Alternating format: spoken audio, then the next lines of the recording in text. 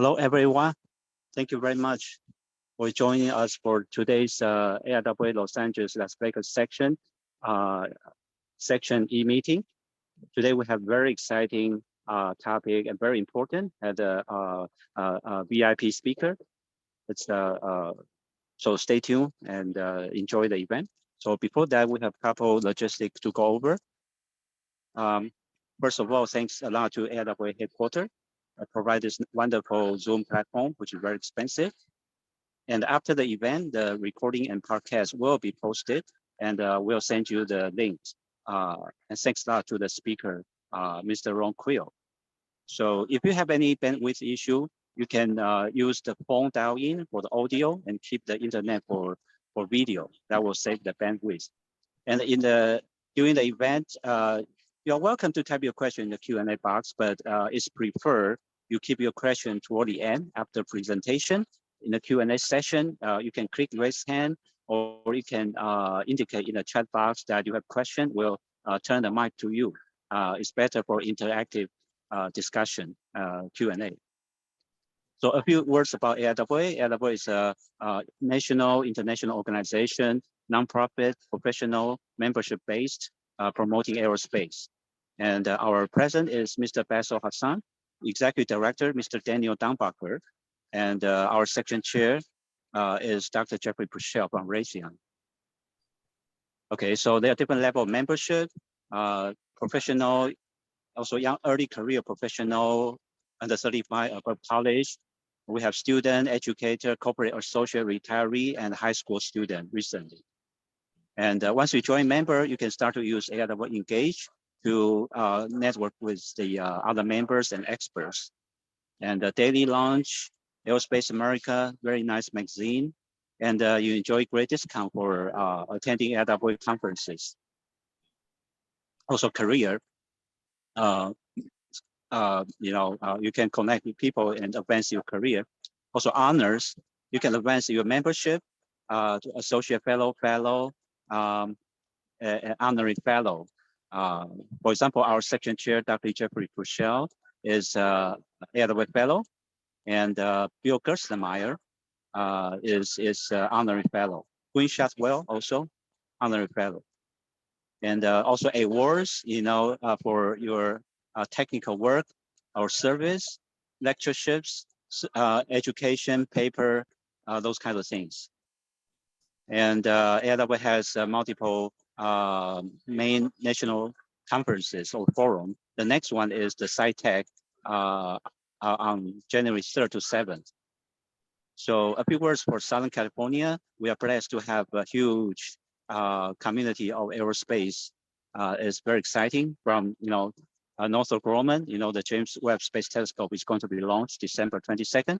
Then we have Virgin Galactic, JPL, Raytheon Aerospace Corporation, SpaceX, you name it, Launcher Space, Lockheed Martin, LJ Rocketdyne, and the Ampere for electric hybrid aircraft, Boeing, of course, Honeywell.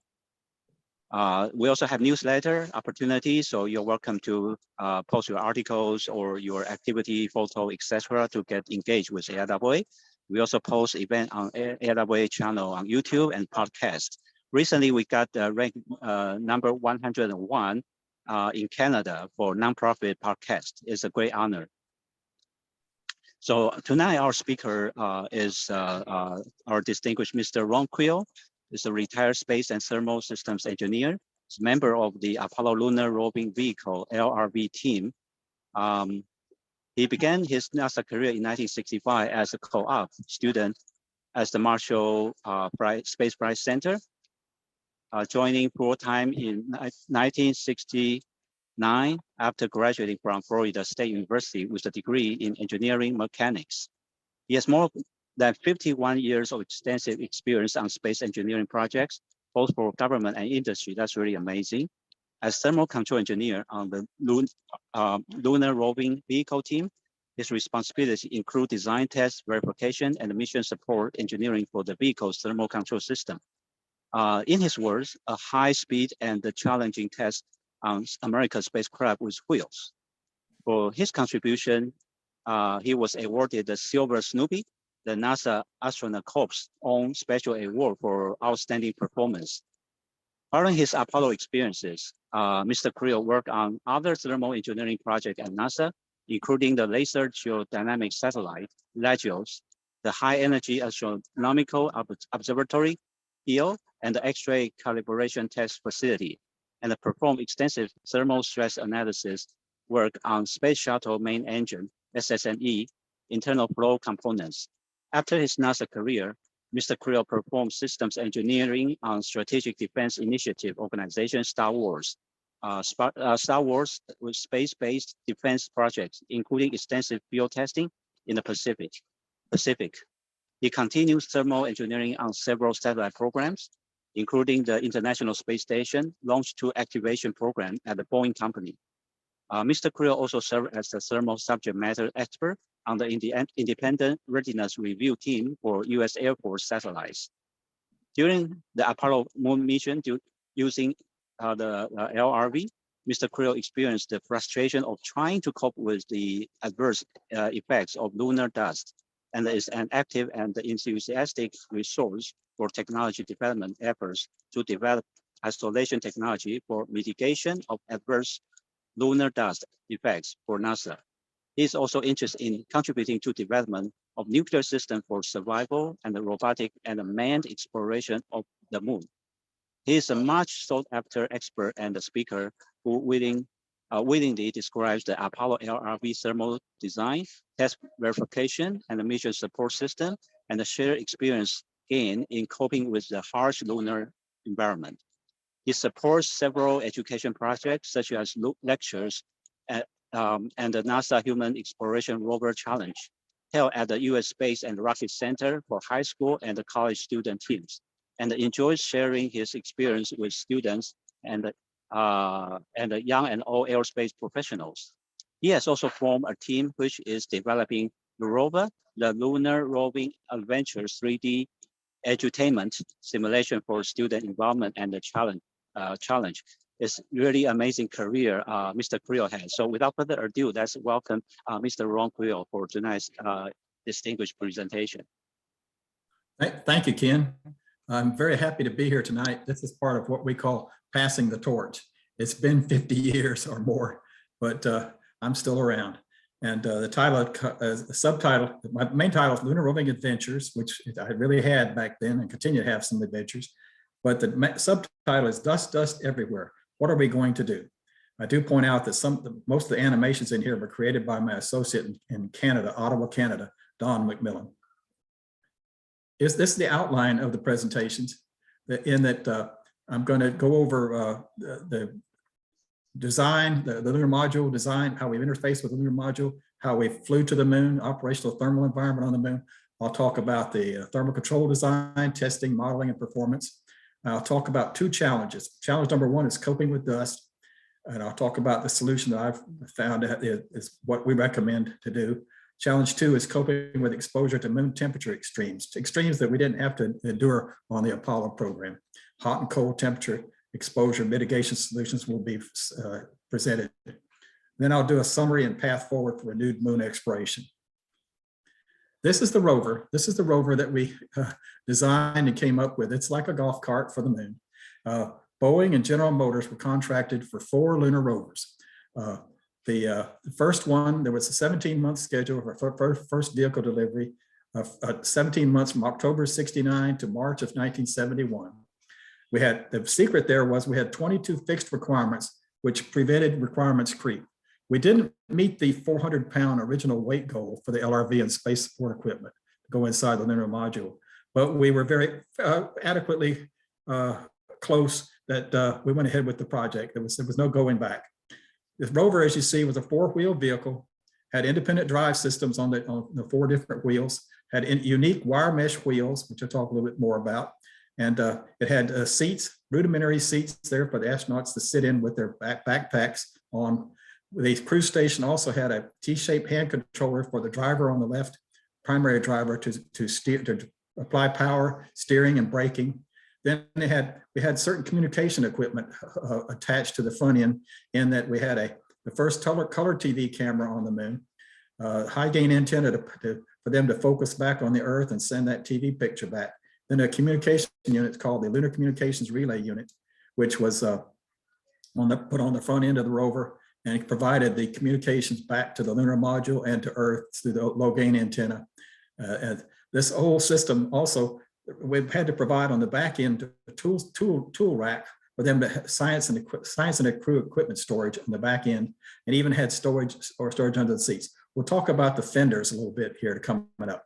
The final weight in lunar module were around 510, 520 pounds. That includes the space support equipment. We only had 10 pounds budget for thermal control, 10 pounds. How did we get to the moon? How did we get the rovers to the moon? Get myself back up here. Here we go. The folded rovers, I'll talk about the folded, I'll show you the folded rover, was protected inside the spacecraft lunar module adapter, that's the slaw, until removal of the command and service module, and then docked with the lunar module and pull the whole assembly out, and we were ready to go to the moon. And I want to show you here that this is the magical Apollo lunar module. The lunar module, the LIM, had an ascent stage and a descent stage, and both of those are accomplished within a single vehicle. Rover, I want to show you this is the rover folded and stored in the lunar module with the floor panels on board. And I'll show you now how was the rover folded up. This was a magical thing that, not magical, it was great engineering to accomplish to fold the rover up.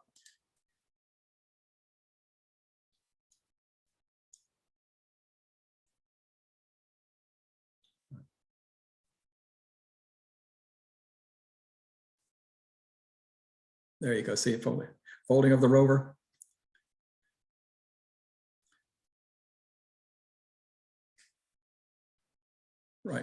Right. And I want to show it again. I want to hold up. I want to show you an important part was this had to be done by several technicians folding the different parts together. And then in the process of unfolding, if I could get it to stop here, I want to point out these torsion springs. Torsion springs assisted in the unfolding process. You know what I didn't do here? And I want to go back.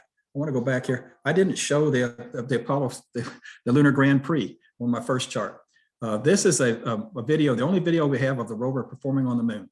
We were going to originally do that on Apollo 15 to get additional data on how the rover sat on the moon and how it transported on the moon. With one crewman holding the 16 millimeter camera and taking a movie.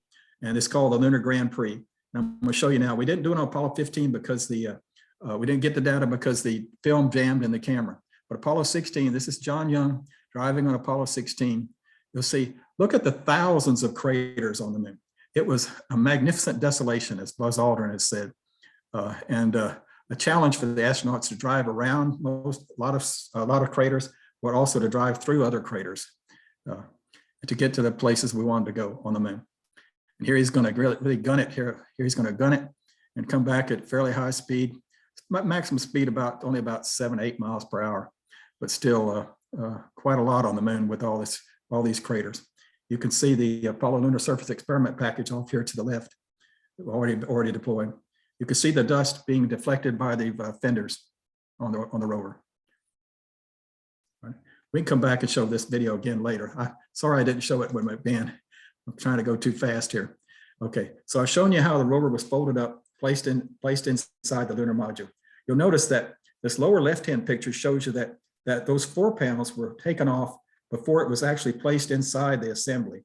The crew had to go in to the assembly through this opening here, through these doors, and actually put the batteries and the insulation system together, and then fasten those panels, those floor panels, back onto the assembly while it was inside the slaw panel maybe a day or so before launch. And they monitored the battery temperatures. And here you can see the crew actually checking out the rover in different phases of the unfolding. How do you get to the moon? On the mighty Saturn V program, we did the low Earth orbit, got ready to go, then did a second restart of the third stage engine showed in the process down below, and actually kicked it off to go to the moon. What I wanted to show you in this chart here is our thermal control during transit was based upon what's called a barbecue. The assembly of the command module docked with the lunar module was barbecued to balance out the solar energy and the radiation from the components. And I'll do it again. I'll show you all again. This is a little bit faster. It was actually 3 revolutions per hour, so it was much slower, but they sped up for this demonstration. If I can get this thing to come off here. There you go. There you go. Show it again. And I can pause it there. That's maximum solar heating on our floor panels. Notice a deflection panel here that was some insulation that was done and attached to the bottom, so to protect from the burn of the descent engine when it was landing on the moon. Also, this plume deflector for the reaction control system, there was 4 of those on the sides of the lunar module to protect components from the burns of these engines. And I'll let it finish up now. I can't get this. Well, maybe we'll just go on to the next chart. You got to see the barbecue. So you barbecue on the way to the moon to balance out the energy. What happened on, we thought that what would happen would be that on the missions and going to the moon would start out at 75, 80 degrees Fahrenheit temperature on the batteries, and they would cool down to about 40 or 50 down to the lower limit. We never had that. 2 of the missions, the rovers got to the moon at 80 degrees Fahrenheit. And on the 3rd mission, I'll tell you about that a little bit, we actually got there much hotter, and we had to do some special provisions for that. This chart also shows a relative comparison of the distances traveled by our US moon rovers, Apollo 15, 16, and 17. Also, they threw in on this chart here some opportunity and spirit on Mars, showing the relative distance of those. Certainly, the Lunokhod 2 on the moon, up until just recently, had their distance record for driving on the moon. I think the Chinese now hold that on one of their rovers. And this gives you a good comparison. This table gives you some information about the difference between, notice that for the previous Apollo missions, Apollo 11, 12, and 14, we collected about 98 kilograms of soil, regolith soil samples. We almost equal that on just that amount for the single mission on Apollo 15, and then exceeded that for the Apollo 16 and 17, finally collecting about 230 pounds, 117 kilograms on Apollo 17. Went a total distance of 36 kilometers, which is about 22 miles on Apollo 17, and went a little bit longer, a little over 7 hours EVA. Here are the 3 rovers on the moon. Apollo 15 was the farthest north that we explored. Apollo 15 was the farthest north that we explored. Apollo 16 was the farthest south, and Apollo 17 was the farthest to the east. So it gives you a good, what you need to know about Apollo 16. Apollo 16 was going to be the grand experiment here on the moon for the public. It was timed such that prime time would be available for TV coverage. Well, we had an issue of a bad signal coming when they undocked going around the moon. There was some concern about whether or not a backup system would work or not. So they've spent about 5 hours debugging that and figured out, oh, it wasn't a problem at all. But by that time, that meant that when they landed, they didn't go about exploring right during the prime TV coverage. So we got no prime TV coverage. And that certainly didn't help with people that wanted to kill the missions anyway. We'd already canceled Apollo 18, 19, and 20, the last 3 missions. Oh, here it just shows you the mountainous region of Apollo 17, which was much more adventurous. I'm going to go back here and check to see if I missed out anything. No, we'll give that. Now then, let's talk about when you get to the moon. Excellent. This is easier. Okay. For those 3 missions, Apollo 15, 16, and 17, we were us, the rovers, as well as the lunar module and the astronauts, only participated in the early morning period on the moon. It's timed such that if you missed the launch opportunity, you waited a month so that you could realign and maintain that landing and exploration during the morning period on the moon, which is this temperature range here. You have the moon has repeating 29.5-day cycles of solar heating for half of that, and then cooling, eclipsing for half of that for nearly 15 days of no sun, which is a challenge. Now then, let's get the rover to the moon and let's deploy it. This is a good video to show y'all this was accomplished. I was actually up there at Kent, Washington, suburb of Seattle, the very first time that they successfully got the rover to unfold, and that was quite an accomplishment. Only a few months before delivery. And let's show you that video. This is sped up, but it still shows you the unfolding. Astronauts pulled on some tapes and actually got it unfolded, and then disconnected it from the mouse. Hopefully I can show it to you again, but I think I have to go back. Well, let me come out here. I get blocked out by that thing. I'm gonna show you again, because you need to see this again. Unfold the aft section. It touches the ground, then you unfold the forward section, and the rover's ready for the astronauts to put equipment and everything on board and get out and start driving around. Thermal control of the deployed lunar roving vehicle involved always maintaining all surfaces when the astronaut touch constraints. Control and display console, as shown here on this, as well as the hand controller, a T-shaped hand controller, is shown in this picture down here. And I'll show you a little bit of a large animation of that. We had an insulated front panel with a black backing with fluorescent labeling on the dials to help the astronauts view it. And I want to show you that this is an animation that my friend in Canada did for me. I will only address navigation here on this chart because I can show you how the rover did navigation using a star, our star, the sun. If you park the rover down sun coming over the backside as it was parked there, you would be able to maintain, to calculate pitch by this dial here. Then you rotated that attitude control indicator 90 degrees around. That gave you roll. Then this, which you saw the crewman there lift up the this lever here with a rod, and it cast a shadow. Cast a shadow on this dial that give you yaw. So you've got roll, pitch, and yaw. That's the three things you need for navigation. And they would feed that back into the ephemeris so they knew for where they were located. That allowed you to torque up the gyro and set your heading. It started you out at the lunar module. You notice also that on the dial there, they always wanted to have you bearing back to the lunar module, as well as the distance you travel and the range back to the lunar module. Some people always ask, would you have been able to walk back if you had a failure? Well, I'm glad we didn't ever have to do that, because they started going further and further away from the lunar module during the different missions.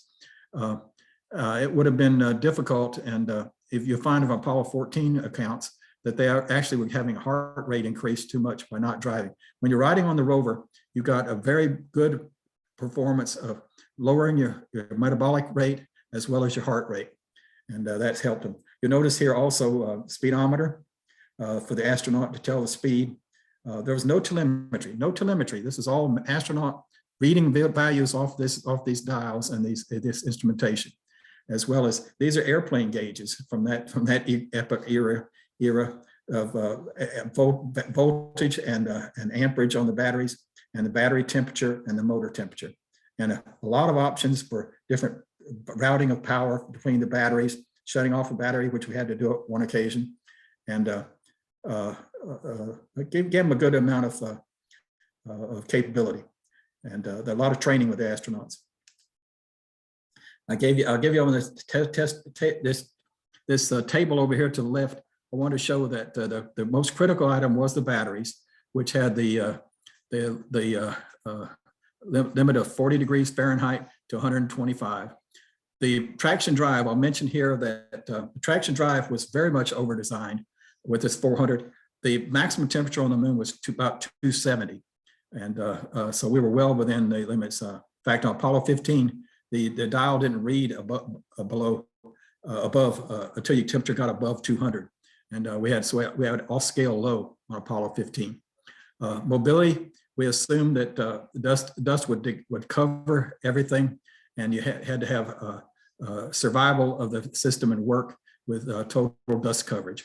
The forward chassis electronics, we did insulate and isolate from dust with generated heat in the batteries and wax tanks. check, see I'm doing on time. I'm about halfway there. Okay. Traction drive thermal control. I mentioned to you that we only had a maximum temperature of 270. Each wheel had its own drive system, which consisted of a 1/4 horsepower DC motor. That meant that a total of 1 horsepower for the rover on the moon. Remember, the rover only weighed 77 pounds on the moon. It carried about 2.5, 3 times that weight of astronauts and samples and other equipment. So this motor drives at what's called a harmonic drive here. This assembly is the harmonic drive that has a circular spline on the gears inside the wheel. And it has a flex spline here that has a wave generator that generates that wave. This equipment was used in mining systems out west and was a very good application. So you always got an 80-to-1 reduction. Motor speed was cut down by a factor of 80 constantly when you're driving. So it was very ingenious. Had nitrogen gas inside for convection and a special Krytox lubricant. This is a good picture here showing off the qual unit showing. We also had a fluid damper in here, a shock absorber on each wheel. And the steering assembly, see the cross members, the steering assembly was attached top and bottom to the motor drive system, suspension system attached fittings. Forward chassis electronics thermal control. We knew this was going to be the heart of the beast. And what we did there was we knew we could probably at the end of a driving period have the astronauts open up some covers. And I want to show you that. Here's the dust covers being asked. The astronauts had straps that they opened up the dust covers. This is the dust covers being opened, showing the second surface reflective radiators. These are clean, nice and clean. Okay, we didn't have that luxury once we got to the moon and got driving around. And then once Gus got on there and they tried with the dust brush to brush it off, the dust brush had dust on itself, and we didn't accomplish it very well. We'll talk about that. But here the signal processing unit and the directional gyro unit were strapped, back here, collect too much. We're strapped into the batteries, thermal straps, special thermal straps, and did have wax boxes, one wax box on the attached to the signal processing units. That's the computer, and another wax box was over here attached to the drive control electronics. And so this system, we tested it very well, and we're very hopeful that it was going to perform beautifully, and it sort of did. Okay, it's very important when you're designing a system for operation in a remote site that's 240,000 miles away to have good computer models so that you can rely upon them to predict based upon a variety of things that you do. And we certainly had that. We had models were developed. This is the KC-135 thermal vacuum chamber that was put inside a KC-135, the Vomit Comet. We did reduced gravity tests, which verified the need for the fenders. Some folks wanted to save weight and get rid of the fenders. We were lucky in that we did this test and showed that, hey, the fenders were needed. I'll talk later on about radiator dust testing. It was also testing, but it did not work on the moon. I want to point out here that we're going to talk a little bit about losing fender extensions. This special testing was done at Houston at the Manned Spacecraft Center. That became the Johnson Space Center. And had a crewman go in, and we knocked off a fender extension, it was knocked off on Apollo 16. So we did a special test out there in Houston, have an astronaut go into the chamber B, and we had a hot test and a cold test in thermal vacuum. That astronaut came in and deployed the fender fix worked excellently.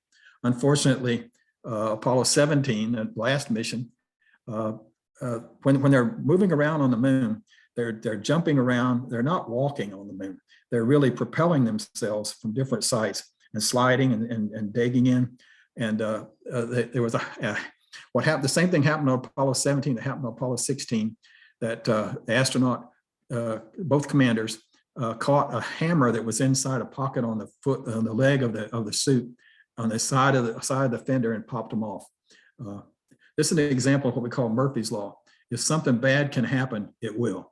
And it did happen twice. I was very much involved in the testing of this whole, we call it the tub testing for the forward chassis, put it into a heated and cool down tub and a simulated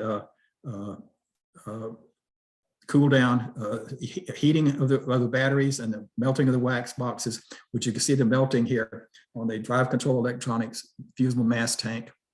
We call it the wax box. And this is good correlation. This is what you want to have in the testing, is testing your model and developing the correlation. This is the main test that I was involved in out there at Seattle, Kent, Washington. This was where we took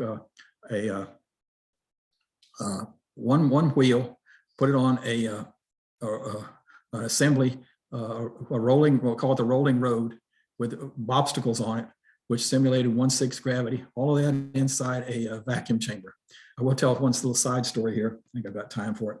That we got it locked up, put up, the assembly went up inside this vacuum chamber.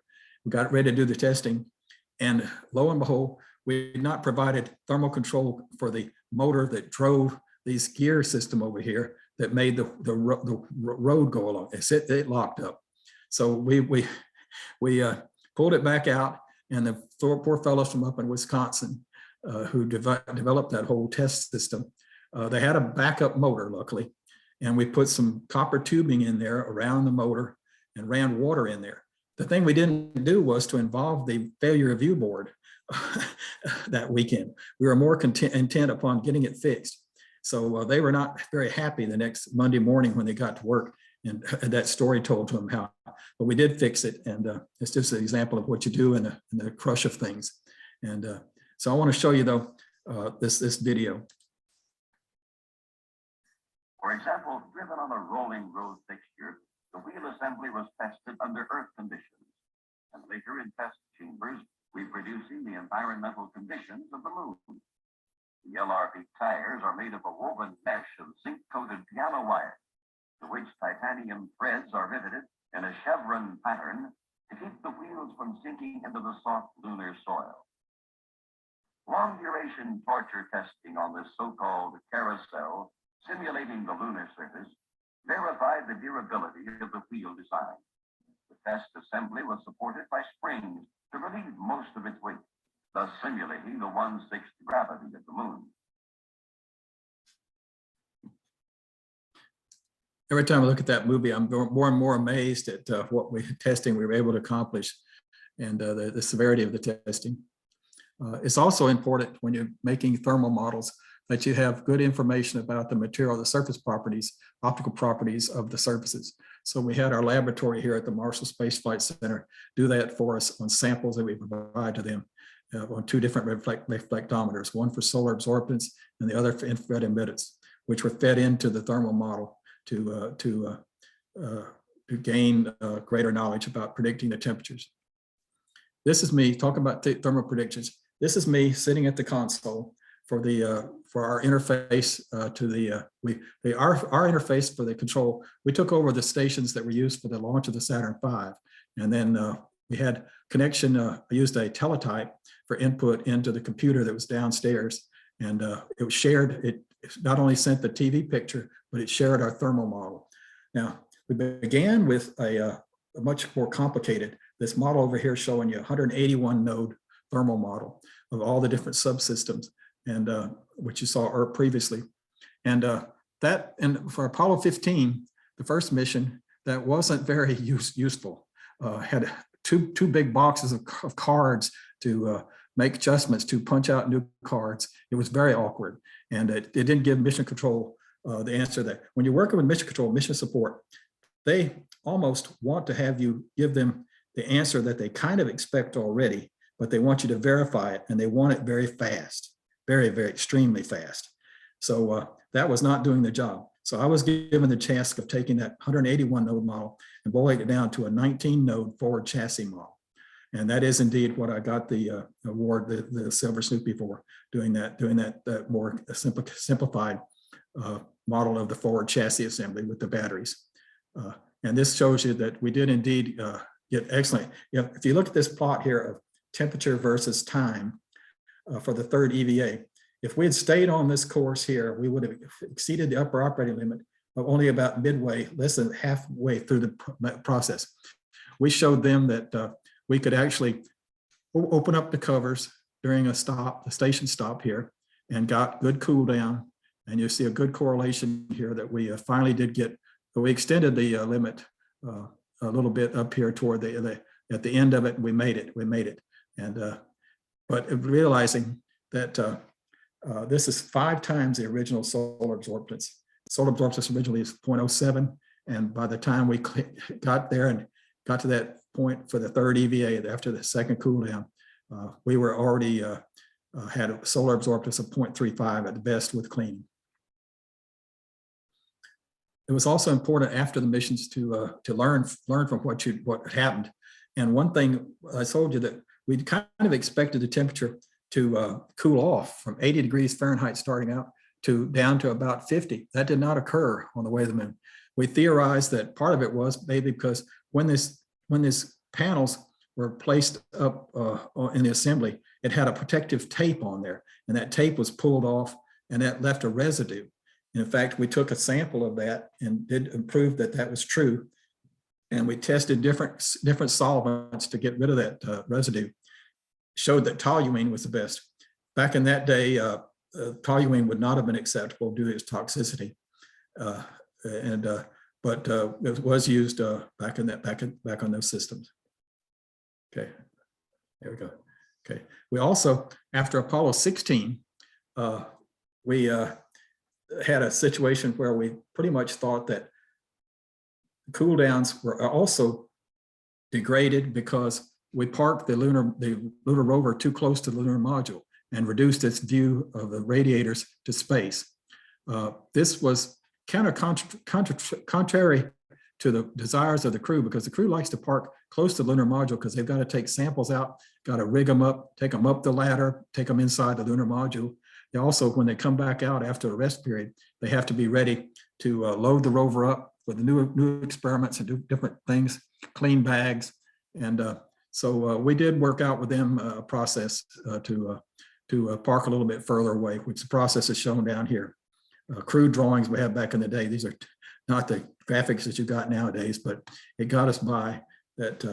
You also wanted to make sure that you didn't park in the shadow of the lunar module because you would overcool. And what I did was I set up a assembly. This is at the Space and Rocket Center, where we had a Saturn V laying out in the background, but here's the lunar module simulator, that exact size. So I took and placed a battery and a cover system on top of a box at the right distance, and verified. What we did was on the second surface mirrors, this is a picture of me looking at, we put this form factometer. This is a hemisphere, a reflective hemisphere with gradations on it. We could calculate then, based upon the area of the different reflected surfaces, to calculate what the view factors were and calculate and verify that the computer models were about right. And that all went into the computer model. Let's talk about the 2 challenges now. Challenge number 1 is coping with lunar dust. That's the main point. We had already seen on Apollo 12, mission report observed, we didn't pay that great amount of attention to it. It said that some type of overgarment for use on the lunar surface may be necessary. Remember that. Now, we had, as I told you, we had misleading Earth-based dust removal testing at higher 10⁻⁶ torr pressure before Apollo 15. It was also not tested at 1/6 gravity. This is out of the test report that we used to tell us that, hey, we'd be okay, that you could brush and clean the astronauts could clean off the radiators and get them back to original properties. This lower curve is clean. Then the dust is applied, gives you that upper curve. And then when you dust it in the chamber, before you test in that chamber, you got back to nearly to the original performance. So their conclusions were that it's the effective method, brushing the dust with effective method. And this was not true, did not work out on the moon as shown here. The Apollo 15, after the second EVA and the second cool down period, and the brushing of the radiators, we got no cool down at all. And then Apollo 16, a similar type problem situation that we got no cool down during the second cool down period. We actually had to turn a battery off because what I told you was that Apollo 16, the astronaut having that hammer in his suit leg actually knocked off the fender extension from the right rear. And that caused a rooster tailing of the dust to get back on the astronauts and on the radiators for us and the TV camera and other experiments even on Apollo 17. Apollo 17, since Apollo 16, there was no Apollo 18 at that time. Normally you'd have a backup crew, would be a future crew. The backup crew for Apollo 17 was the Apollo 16 astronauts. And John Young, since he knocked it off on Apollo 16, he was given the job of coming up with a fix. He did a very good job of coming up with taping some maps together from the inside the lunar module and taking some clamps out of the lunar module and clamping on this fix onto the right rear back fender. And it worked fairly well for the mission, for the rest of the mission. Additionally, Charlie Dukes give this recent response here. In Apollo 16, we had brought a lot of lunar dust into the lunar module. When we got into orbit, all the dust floated all over the cabin. It was so bad, we were concerned about our environmental control system, so we stayed buttoned up in our suits. After we got docked, Mattingly would not let us come into this command module. He floated over a vacuum cleaner and closed the hatch until we got most vacuumed up. Here's what Charlie says. For long lunar stays with multiple EVAs, I believe an airlock would be mandatory. So that's my guidance from the astronauts themselves. Talking to that, before Apollo 17, a couple of nights before the launch, an associate of mine and I were called down to the Cape to the crew quarters to brief the astronauts on what had happened to Apollo 16. The fact we had to turn off a battery and about trying to get better cleaning of the radiator, of the covers before we open them. And it didn't strike me at the time that I was in the room there with both the prime and the backup crews. These were two men that had been to the moon and the two men that were going in a couple of nights. It only struck me when I got on the airplane to come home. I says, my gosh, this is something to tell my children about and my grandchildren in the future. That really came home to me. And as you see here, Gene Cernan, he's very dirty. And he says, I think dust is probably one of our greatest inhibitors to a nominal operation on the moon. I think we can overcome other physiological or physical or mechanical problems except dust. And this is based very, very true because this Apollo 17 plots, and you see that he did a better job such that we did get some cooling during the second cool down period. Here, this is the first EVA where we actually had them open the covers. I need to tell you about that. I would go up each morning to the headquarters building at Marshall Space Flight Center, and I'd get a teletype record sent to me showing the attitudes that had been used, vehicle attitudes the previous day. It was in quaternions. I had to convert it. And I started seeing that they were coming out of, they were having antenna issues, communication issues. They were coming out of that barbecue at inappropriate times and for long periods of time. And we're most likely going to be hot. So we got that message into the folks in Houston, got them ready such that we were ready. And we got to the moon, the batteries were 95 and 110. So here you are, you're already sitting there very, very hot. But we did say, hey guys, if you open the covers here during the time that you're around the lunar module before you start out driving, if you open the covers, you'll get some cool down, which they got. And then Gene Cernan did a better job of cleaning the dust off of the covers before we opened them, as well as cleaning off. Still a little bit less cool down during the second cool down period, but we did accomplish get that done. I showed you previously that correlation of the thermal model, which we used mission support, and the best brushing we got was still 5 times the original solar absorbance, which is hard to deal with, and for which I did get the astronaut Silver Snoopy. After the mission was over, we sat there, myself and my senior mentor, we just shook our heads and we said, gosh, we really regretted having rover crews spend valuable moon exploration time in housekeeping. About that housekeeping, we must do everything possible to keep dust out of habitats and loans. Having crews and suits not be directly exposed to dust in the first place is the best way to survive adverse and hazardous lunar dust effects, as it's done on Earth with protective overgarments, like it's done in Antarctica. There have been NASA studied example suit covers. They've even done donning and doffing testing, which is very short period of time, not significant amount of time. And here you can see some evidence that they've done this testing. NASA has designed and tested isolation technologies that can help ensure good astronaut health and increase Artemis science time by leaving the dust outside and the lunar habitat and explorer lungs. Lightweight, flexible, and reusable suit covers for astronaut suits and suit joints protection with airlocks and suit ports for future Artemis EVAs, rovers, and lunar bases. This is my friend Mark Cohen did a patent at NASA Ames back in 1989, showing the operation of that suit port. Then when I went out to Houston in 2007 and briefed them, they showed me the Chariot rover, which has a hookup of where suit ports are involved, and you actually get back into this protective assembly. Of course, this is a fairly heavy system. You basically can also just have the suits such that you have an area where you take off those suits and then you go into an airlock before you go into the clean habitat. This is what I presented back in November at a meeting, and I got some response, although not what I wanted, that we're at a crossroads for Artemis. Let's not repeat the Apollo lessons. If you look at the x-axis here, you go between trying to do Earth-based moon dust environment simulation and testing, which is very difficult and not reliable because of limited low gravity and low pressure testing capability, out to, well, let's do some testing on the moon.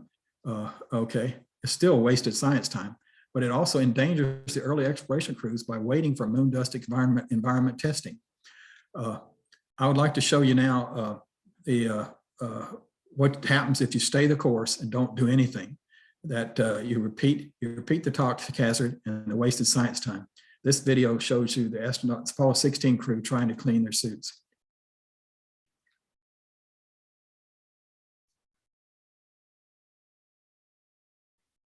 You've got a lot of it on you too. No, it's okay.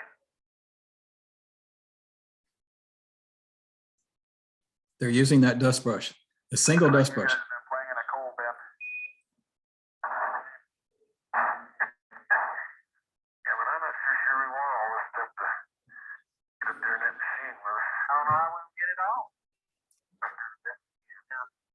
Let me have it, John. Okay. I promise not. Oh, your pocket's pretty good, John. Take a little while. Okay, take it up here.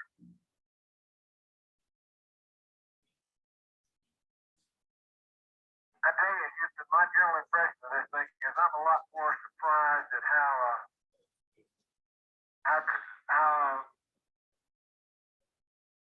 really beat up this place is. It must be the oldest stuff around because it just craters on top of craters on top of craters.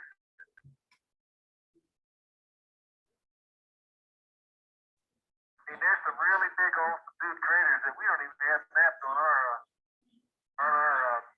photo map, I'm sure. Bend over, John.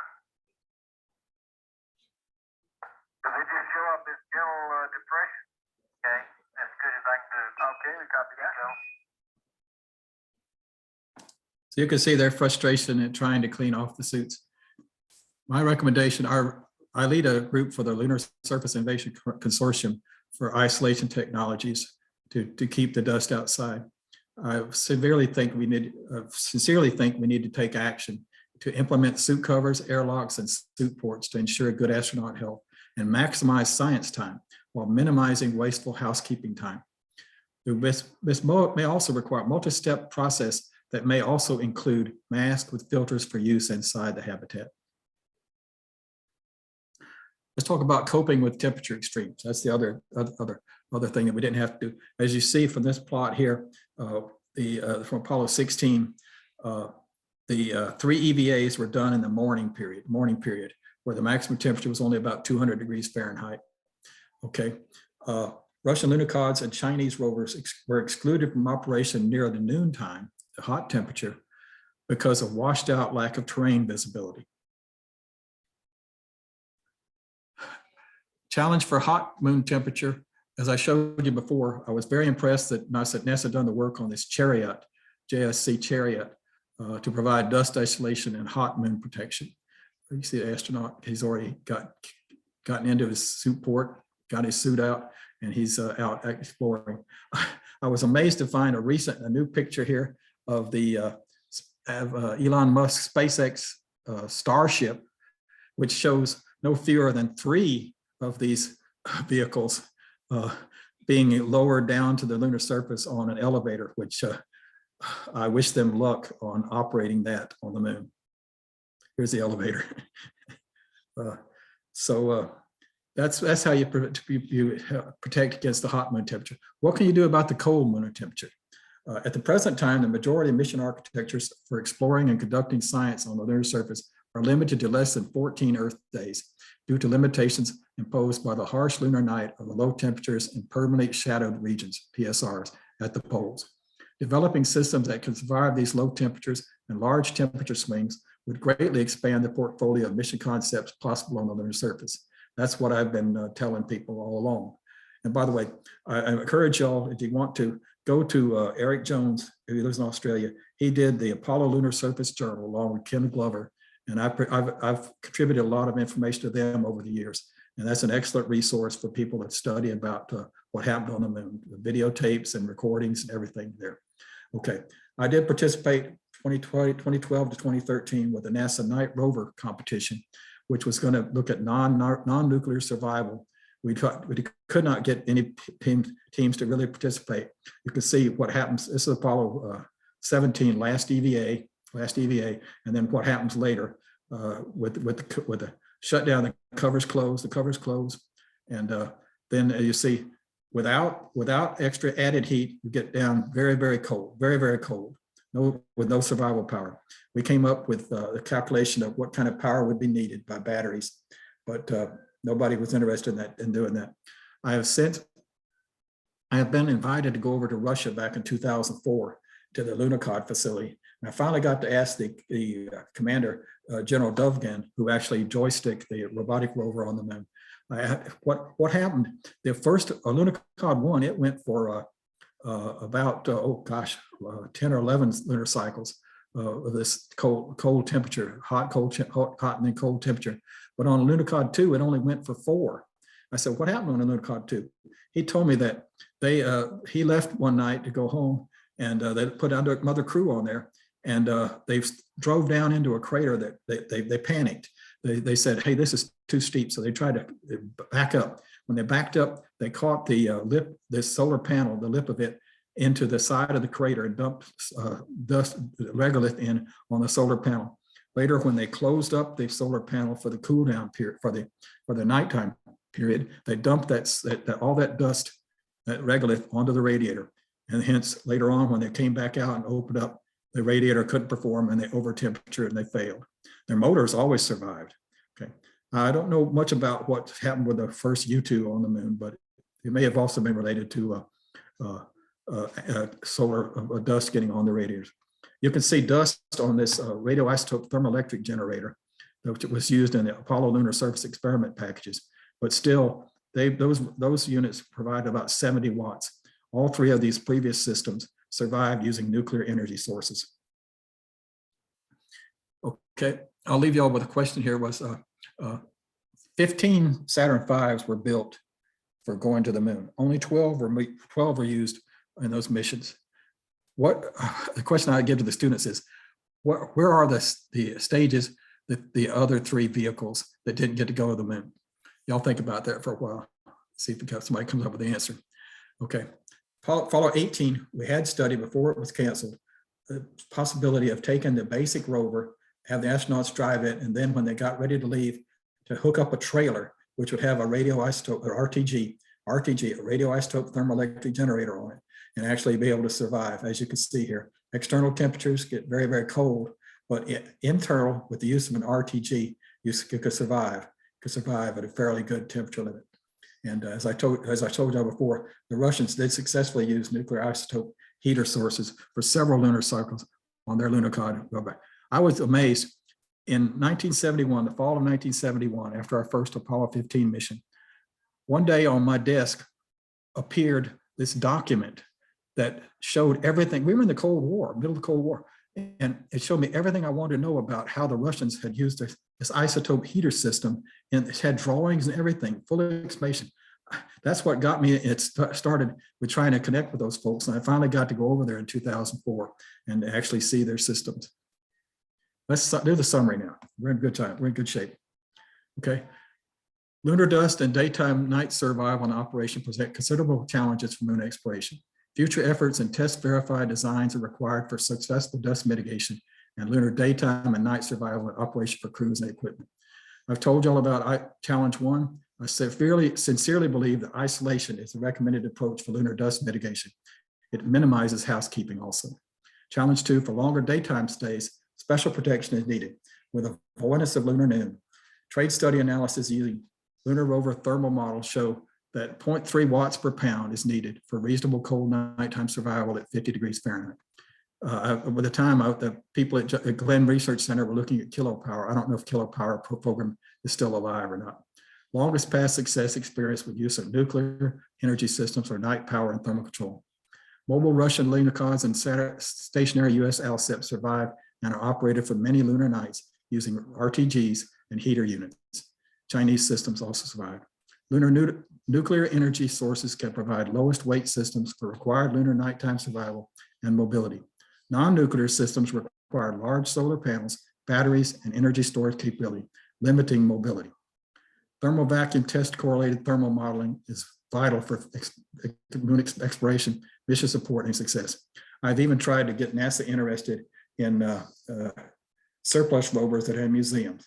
The qualification unit is up there in the Smithsonian, and LRV number 4 has been put together now, and it's in the Kennedy Space Center Visitor Center, but they're not going to do that. Now that I want to show y'all some recent things I've been doing here. I have participated in 2019 for the 50th anniversary of Apollo 11. We had the Polaris people develop RTVs to develop this replica of the lunar rover and with rubber tires. And I'll ask the team another question for y'all. Why can't you use rubber tires on the moon? And I try to point out to people, well, guys, that's fine doing this Apollo 11 celebration, but we didn't have a rover on the moon until 2 years after the Apollo 11 mission. They said, yeah, shh, Ron, don't tell us about that. As mentioned before, Ken gave in my bio, we have developed a simulation game which I take around to schools and let the kids joystick and drive around on the moon. I want to show you quickly what the students see when they drive this simulation on the moon. It's very, very, very good simulation. Shows all the shock absorbers. This is using data from the Lunar Reconnaissance Orbiter data. What I want to point out is watch the double Ackerman steering. Double Ackerman steering that the rover had. That allowed you to turn the vehicle within one vehicle length. So now then, I've pretty much finished, and I want to see if we have some questions. Let's use the TV camera. Let's see if there's a good question out there. Searching, and there's a good question.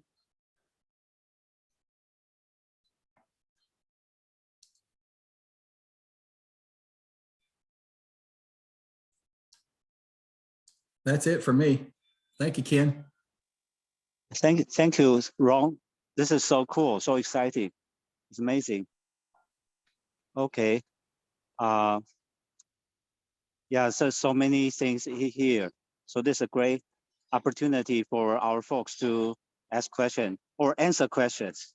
you sort out 3 quizzes. I see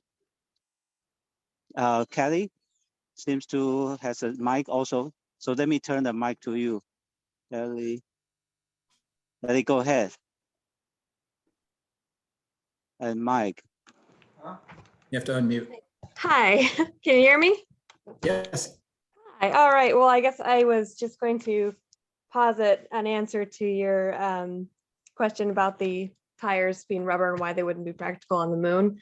My guess is just that they're very temperature sensitive, rubber is, and wouldn't survive for very long exposed to those extremes. That's part of the answer, but the real answer is pressurized systems like that, rubber tires with pressures like are a danger to the crew. Any puncture could allow an explosion, a mini explosion there, and anything that damages the suit, boy, you're really up a river if you damage that suit. Yeah, that's so fascinating. That's a good question. It's a good question. Can you answer the question about the 3 Saturn V's that didn't get to go to the moon? Yeah, anybody, if you can answer the question, please. I think it was budget cuts. The Samuel.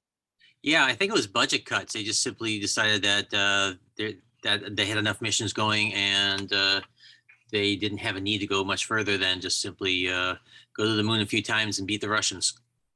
Well, you're partly right there in that indeed we had get special or special support from certain congressmen to even do the Apollo 15, 16, and 17. After the Apollo 13 explosion hazard, what happened on it, there were certainly people that said, hey, it's not worth it anymore. But thankfully, we got Apollo 15, 16, and 17. Even Apollo 17 got to have a real geologist, Jack Schmidt, to go on that mission and collect soil samples. So that's partial answer. The three other Saturn V vehicles, including the lunar module and all those pieces, were actually built.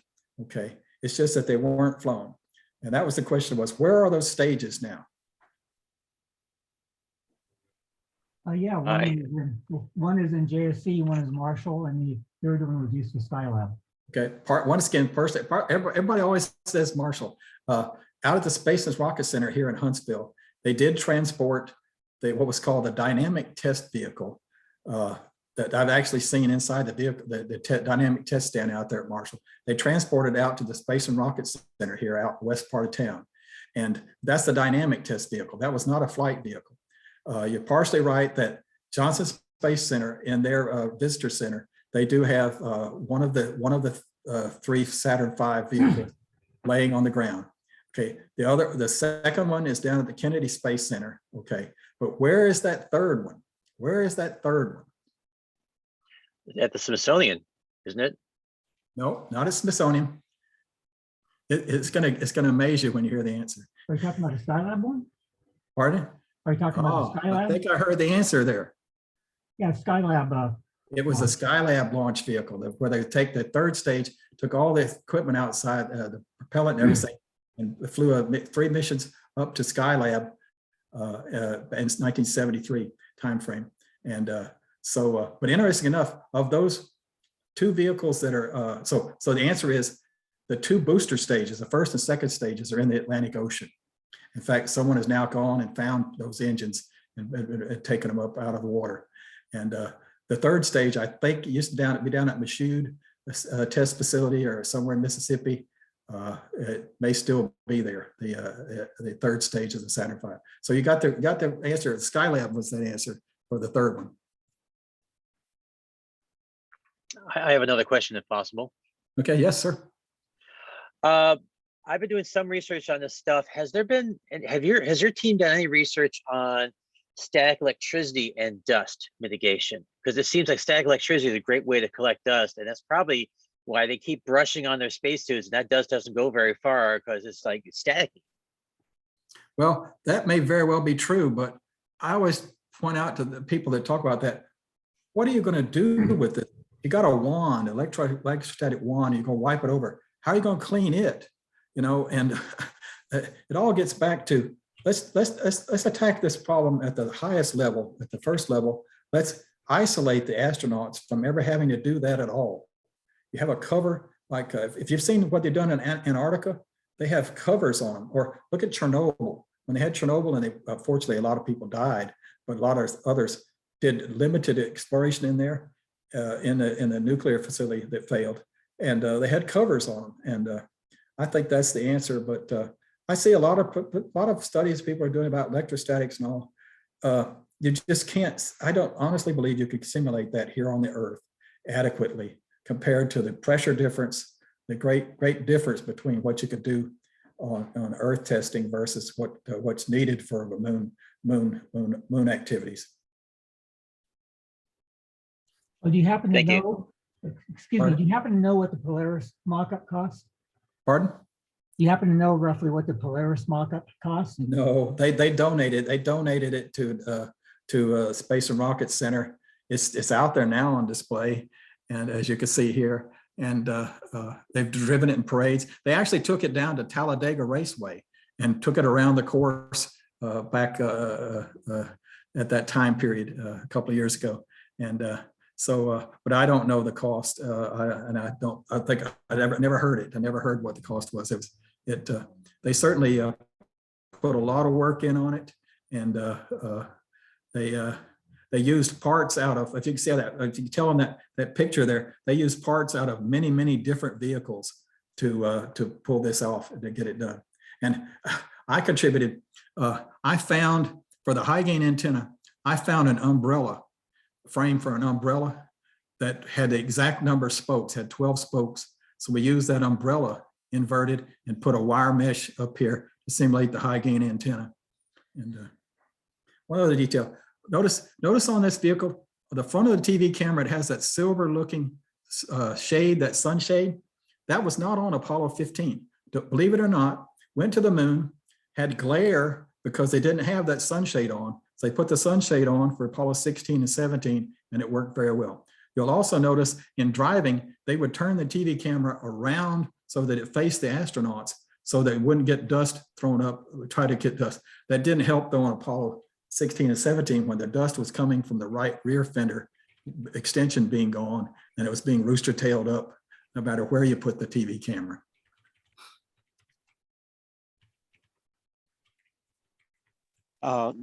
Mr. Green, go ahead. Christopher. Oh, thank you. I was going to respond incorrectly about the Saturn V at the Space and Rocket Center. Yep. They've also got a model out there by the highway. That's just a model. I've seen it put together. It's clamshell. It's got two halves to it, and people think that that's you couldn't have the weight supported to have a real vehicle put vertically out there. And luckily, we've not had any bad windstorms to blow it over. We'll cross our fingers. All right. Next, Neil, Mr. Wolf.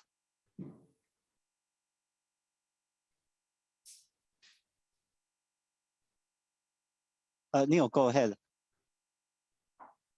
I see you are unmuted. Yeah, you too.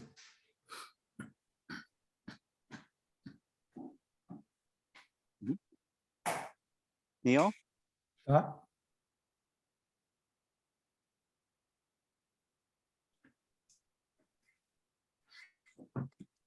Okay, we cannot hear you. So let's move to Colonel Schultes first. And the next, back to Neil.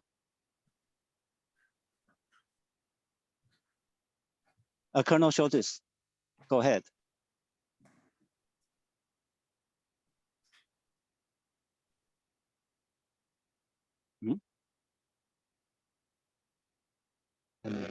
Okay, now can you hear me? Yes. Okay, thank you very much for your presentation. I'm most concerned about dust accumulation and adherence to radiator surfaces on the moon. And I'm wondering, I do believe that electrostatic can serve to ensure adherence of dust to surfaces in general. But I clean my laptop with a little feather duster that becomes electrostatically charged very easily. And you can pull some of the dust off. And I'm wondering, there are materials that can become more electrostatically charged than others. And if they were used, could they potentially be used as cleaners of surfaces? But I point you back to that video showing them trying to clean the suits. The suits have so many different areas and nicks and crannies and around about. I don't know how you go about trying to clean. And also, Again, I'm concerned about radiator surfaces, which generally are flat. radiators, yes. The basic problem you'll have now is with robotic rovers that they're planning to send up there, you don't have the astronauts there to try to brush off the dust or to do any of this cleaning mechanism. So what are you going to do about them? I don't know the answer. Yeah, I think certainly if we're talking about remote, then that eliminates that possibility for the most part. Right. But given that we have, sustenance of, we have crewed missions, which can do some cleanup, perhaps, of critical equipment, particularly ones that require radiation of heat into space. And getting dust off of those could be very, very positive for lengthening and the efficiency of those systems. So can you comment? Well, I would comment to you, had we had more power, more weight available to us, we were looking at ammonia boilers back at that time. And we just didn't have the weight to do that. Weight is going to drive you on a lot of the different systems. So we would hopefully, we wanted to have a system that was totally locked up, didn't involve the astronauts to have to do anything. We didn't get that. We had to have them spend valuable time trying to clean and not being able to, they were frustrated too, that we were continually telling them, hey, clean. We were not the only ones. We have a radiator on top of the TV camera. There was another experiment at the back end of Apollo 17 called the Surface Electrical Properties Experiment, which got the dust dumped on it, and it failed. It got too hot. So I just still caution people that don't think that you think you're going to do everything here and test it here on Earth. And we did that before, been there, done that, and it didn't work. That's all I can say about that.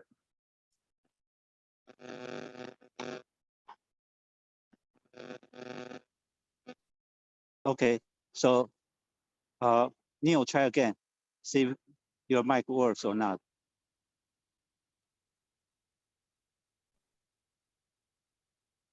No? Okay, Neil said if it still doesn't working, we'll just read his question. Okay. Yeah, there's so a bunch of them in the chat. Can you see the Q&A box? I can read it, but you can read it too. Which one says? Q&A, Neil. Neil Wolf, still not audible. Neil, try to test your mic. So would there be scientific or engineering value in bringing parts of an LRV or a complete one back to Earth for lab analysis? We know Artemis isn't slated for rover reclamation missions, but wouldn't there be a lot of knowledge to be gained by examining the LRV in a lab back on Earth? I've had that proposed to me before. There was, during the Google X Prize, I think there was a company that wanted, a company in Germany or somewhere, that wanted to go back and land. And the problem you got is there are historical people that say, hands off. This is a historical site. I would point out that the rovers that are up there on the moon, the 3 of them were left on the moon. Okay, people ask me, the other question is, why do you need to bring them back? We didn't have the weight capability to bring them back, is the answer, quick answer. But those 3 that were left there on the moon, they've been through several hundred, upwards of 600 thermal cycles, or plus or minus 280 to 300 Fahrenheit, 600 times. I have no doubt that there are melted parts on there, that there are several things that I don't think you would get a whole lot of information out of going and visiting them. You need to go to new places on the moon. We've been to certain sites. We did expand and go to new places. The poles have their own interesting aspects to them. Perhaps you can go to a place on the pole that has constant sunlight for greater amount of time period, a very, very limited cool down time. But that limits you, that system only works down there at the poles. I think there's other information to be found in other sites that have, the moon has been very little explored up to now. Yeah, actually, I was about to ask if we go back there, can we still ride on those rover? Probably not. That's the next part. They even some astronauts have said, well, all you got to do is you go back up there and you put new batteries in. I've told you how things are going to be melted and exposed for those 600 different cycles, the hot and cold cycles. Also, your batteries here on the Earth in your car, they have guides in there. They have the capability that you can take the old battery out, put the new battery in. That's not true on the rover. Although I would say you can hope maybe on the Lunar Communication Relay Unit, that was the unit up in the front end that processed all the audio and the TV picture. That unit actually had a battery that you could pull out and put back in. Okay. In fact, on Apollo 16, we ran hot because we provided all the TV picture, the power for all the TV pictures. That allowed them not to have to replace that battery each time they went out after they had their rest period and their eating period and sleeping. They brought a new battery out and put it into the communication unit. We didn't have to do that on Apollo 16. After we got hot on Apollo 16, we backed away from that. And then combine that with the fact that we landed hot, as I told y'all, 95 and 110. We abandoned that effort to power the communication unit, and they had to do the batteries and replacement. So that unit had guides in there, but I think everything's pretty well melted or jammed up. And there are some also other theories here that there's indications that every time the sun rises, it stirs up dust in a lot like an explosion. There's some good evidence that occurs. So we probably covered everything even more with dust after we left, but not worth a separate mission to go back and do that. I go back to those rovers, I don't believe. Brian asked if the recording will be posted on YouTube. Yes, the answer is yes. But if you still want to say something, go ahead. Oh, no, that was it. Because I kind of overslept and I missed the first half of the talk, and so I'm glad it's gonna be on YouTube. Thank you. Yeah, thanks to Mr. Creel. Well, thank you very much. You're very welcome. No, I mean, thank you for your permission for the recording. Oh yes, definitely. There's no secrets here. And Samuel has a question. Samuel, go ahead. My frustration is, please, everyone, capitalize the M in moon. It is our moon. NASA guidance is to capitalize it. Okay. And I see so many times that people don't capitalize moon. It is our moon. That is the name of it. It's the moon. They also, I lost the thought there, but that was one thing I was going to tell y'all. Oh, don't worry. The other thing, Ken, I Yes. find oftentimes people propagate wrong information. So I'm trying to tell y'all what I believe is the truth. Okay. There are others that put out, and I'll give you an example. Apollo 15, back in 1971, the United States Postal Service put out a dual stamp. The postage back then was 8 cents, by the way, 8 cents. So they put out a dual stamp, one side showing the rover, other side showing the moon. Okay, but they did what's called a first day of issue envelope. On that first day of issue envelope, they put a picture of the 1G trainer. I didn't talk to y'all about the 1G trainer, but none of the case. We did provide for the astronauts a 1G trainer that gave them all the interfaces that they needed, but it was powered by different drive systems, and it had heat exchangers up in the front section. It didn't have radiators, okay? But that first day of issue stamp cover envelope had the wrong picture on it. It had the good stamps, but the wrong picture of a rover driving on the moon.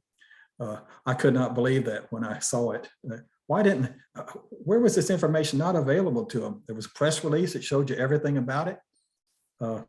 It's amazing. Yeah, you're right. And that's exactly what the AIAA want to do, to provide the correct information as a professional society. And we highly support you. And actually, a couple of times, our AIAA members point out some, things like you mentioned. For example, somebody posts a picture of the first step on the moon, and they say it's Neil Armstrong, but it was actually Buzz footstep. Yeah, and also post a picture of the color picture of astronaut coming off the lunar module for Apollo 11. And somebody said it's Neil Armstrong, but we have experts from Air Force and NASA. They said it cannot be. It's black and white. It must be black and white for Neil Armstrong. So you have to let people know the correct information. And early this year, we have a talk by a JPL speaker to counter the misinformation in the space news. It's very important. Well, I see though, even here at the Marshall Space Flight Center, they put out a document about the rover, and it has a drawing in there that shows the TV camera on the left side in front of the driver and the antenna, high gain antenna on the right side. That was abandoned early on because the TV camera being in front of the driver blocked his view. Okay, he had less blockage when you put the antenna over there and you move the camera over to the right side. I will tell you one other little side story here, told here that by Charlie Duke, that he asked John Young one time, he says, "You gonna let me drive this thing?" And John said, "I am the commander." In other words, end of discussion. No, he was gonna drive the rover. Only the drivers on the left side, the commanders, drove the rovers on the moon. Yeah, very interesting. In fact, the hand controller was biased around, turned a little bit to them. By the way, that whole hand controller, that was an example of not listening to the astronauts to what their needs. We put through a lot of different designs until we came up with that T-shape that fit the glove. So the glove was there. And by the way, when the astronauts are driving, all the vibrations that he's getting really feed back through that hand controller. So they had a capability in the hand controller that you could put it forward into the detent and drive without having it like a constant. So a lot of extra features I didn't go into for y'all, and we could probably do them another time. Or Yeah. I am writing a book, and someday I'll publish it. I've participated in about 3 other books. Unfortunately, one of those books, back to this subject, the author wouldn't let me look at the pictures, and he put the wrong traction drive system in. He put the one for the 1G trainer in his book and called it the one for the rover. So what are you going to do? Yeah, they need you. Okay, so next, Samuel, go ahead. And then George. Okay. Hi, I just have a classic question, and I was wondering about this with a lot of the Mars rovers. Why don't they have some kind of windshield wiper type system on those solar panels and radiators? Something to get the dust off. Well, I believe that that might be useful. Although once again, and maybe for the robotic rovers, you got to have something like that.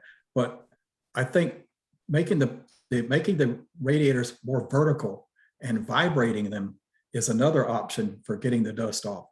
Maybe more effective than the wipers. Because remember, the wipers, they're going to collect dust themselves, and then you're going to have streaking like you have in your car on a cold winter day.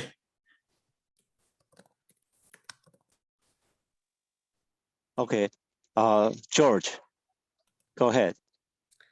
Hi, Ron. I'm curious. Actually, I have 2 questions. One is it possible to get access to the rover if someone wants to play it? Is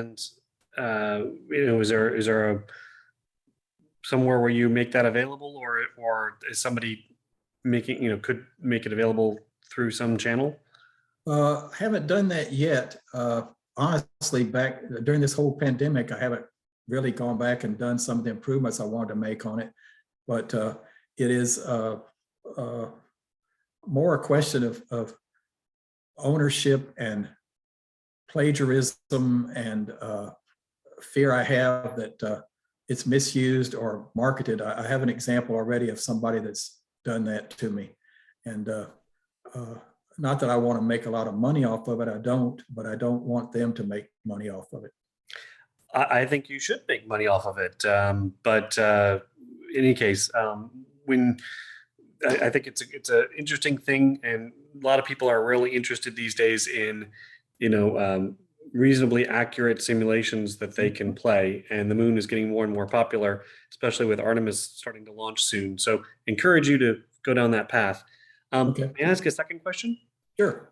A lot of talk in these days about in situ resource utilization. It occurred to me, could you use the regolith itself as a heat sink? In other words, take some of it, crudely speaking, take some of it, pile it into a box on wherever it is, let it heat up, and then when you want to get rid of the heat, you just dump it, and so you're because you can't carry stuff up there that you would stream away, or your wax boxes, for example, which heat up, and then you use that as a heat sink. But could you use the regolith itself as a heat sink? Perhaps, but I don't know about doing experiments like that. Like I said, I would question trying to simulate that here on Earth once again. They have a lot of lunar simulants. They are pretty restrictive about samples, although, gosh, they sent out several hundred samples from Apollo 11 after the lunar landing, first lunar landing, and have no record as to what was done with those. They tried to call them back, but they were very small, minuscule little samples. But they have simulants, a little battle between people developing simulants. And now you have the incapability of actually using real soil that's returned from the moon. I don't know how much different the soil is from the different sites that we've collected it. Or I believe that we got some of the Russian samples too. Don't know about the Chinese.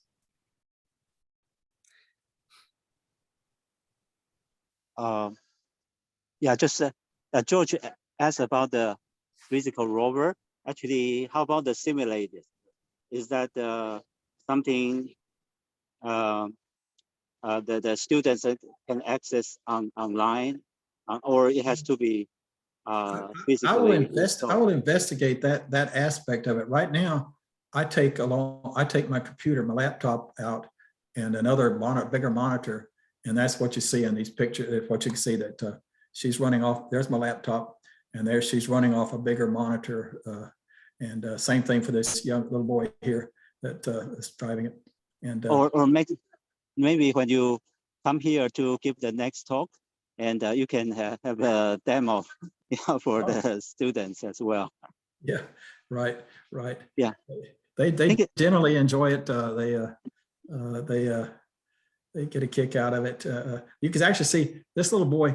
He's got an overlay. We had another fellow 3D print a model of the T-shaped hand controller. You could just see that he's got a little hand on that T-shaped hand controller. She's using the basic joystick, but he's got a model, a 3D printed overlay on top of that.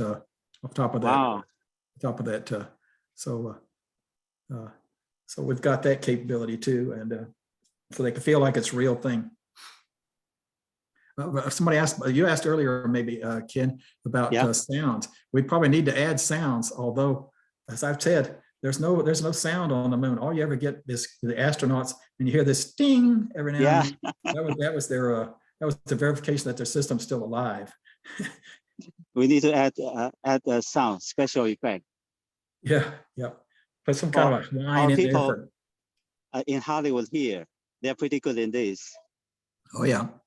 Well, okay. I was amazed that my friend that did you see behind me the poster that my friend in Canada did, and we gave it to a lot of the students when we had used to be called the moon buggy race out here. We now call it the Human Exploration Rover Challenge. Wow. Everybody's got to change names. I like the moon buggy race. Yeah, me too. But somebody didn't like moon buggy, which it is the moon buggy. It is. And It's like a golf cart on the moon. Yeah, it is. Colonel Short has another question. Colonel, go ahead. Yes. Do you happen to know the density of lunar regolith and the characteristics of dust that had accumulated on things? Generally speaking, the particle size. We can get that information for you. I'll look it up and I'll send it to Ken. And we'll probably try to post it here. There is definite information about that. And I think there's a little variation between the different sites. But of course, the big question is, what's it going to be like down at the poles, down at the South Pole? And they're dedicating a lot of missions here going to the South Pole. Some of those won't, until we get crews up there, I don't know how we'll return those samples from the moon. But was there a variation? I don't know. I don't know the from the sites where they were measured during Apollo. So there was brought back to Earth and measured. Although there are some questions about how pristine those samples were, because of exposure. The containers had seals that were compromised by the dust itself. But there are some samples that have never been opened, and they're proposing to open them up now. And there's also big information debate here about the consistency as you go down deeper into the moon. Well, again, I'm concerned predominantly about the dust. The dust is not necessarily regolith, but it's the fines, if you will, from the surface, right, which are being, lofted by activity on the moon. Mm-hmm. And it's the characteristics of that dust that I'm mostly concerned about, or would like to learn more about. Okay, well, we can provide you with some of that information. I'll look it up. That'll be my action item to look that up for you, and I'm sure there are a lot of different documents on that. I've sent it to you. Probably be a list of documents to look at. Well, I don't need if you have just kind of a bibliography, a list of references that I can go to, that would be very useful. Right. I think I've got that somewhere here. Yep. Alrighty. Thank you so much. Okay. Thank you. You're welcome. It's been great to talk to y'all. I could keep going. I don't know what your time limit is. Yeah. You have more time? It's okay to go? I'm here. I took a nap this afternoon. A senior nap. Yeah, I'm so excited. I could not sleep. It's very exciting. Brian has a question about posting the rover on a game platform. But before he mentioned it, I think that the rover is better with Mr. Creel demo with the 3D T-shape control, and that would be better. But anyway, Brian, go ahead. Oh, can you hear me? Yes. Hi, Ron. I don't know if you've heard of the PC game store called Steam. Well, I was just thinking if you were looking for somewhere to release the Lurova software, you might want to look into it. One of my friends released like a game on Steam recently, and just if you haven't heard of it, that might be something for you to look into, because I think he said they take like a decent cut, like maybe like close to 30%. I think he might have said, but it has like a digital rights management like built in somehow. That's what he was told me. Well, that'd be good if you got my email address there on this chart here. That's roving.ron@gmail.com. You can send me that information if you would, and we can probably think about something there. Okay, sure. Yeah. Now you'll see up there in the upper right, I actually have the thermal model. The thermal model is embedded in there too, and you can actually interrogate batteries or wheels. Keep hitting it to there we go. You can interrogate to get temperatures too. So the thermal model is embedded in that model. I should tell y'all that I went to Poland. There's a group over there called Knights of Unity. This is done in Unity simulation. And so they did some work for me back a couple of years ago. And but gosh, with the pandemic going on, I haven't done anything on it here since we got into this whole mess. Yeah, we need a special sound effect. Yeah, like actual sound. Yep. Oh, Yep. but You mentioned what you see. We do have 5 different camera views on that system. This is the overhead from the back. You can look backwards. You can look side view, and you could take the astronaut's view. So they did a lot of good work for me, and wasn't that expensive, really. Yeah, I heard some people in Poland were very interested in I think they built a theme park or something like that over there. I don't know if it's the same group of people. These are called the Knights of Unity. I see. That's K-N-I-G-H-T, Knight. That kind of knights, not the other knight. Yeah, the King Arthur Knight. King Arthur Knight, yes. Round table knight. When you mentioned the slide, actually, I saw on slide 13, number 13 of your slide. 13? You're sitting next to a monitor control console. Let me skip that 9, 10, 11. Yes. That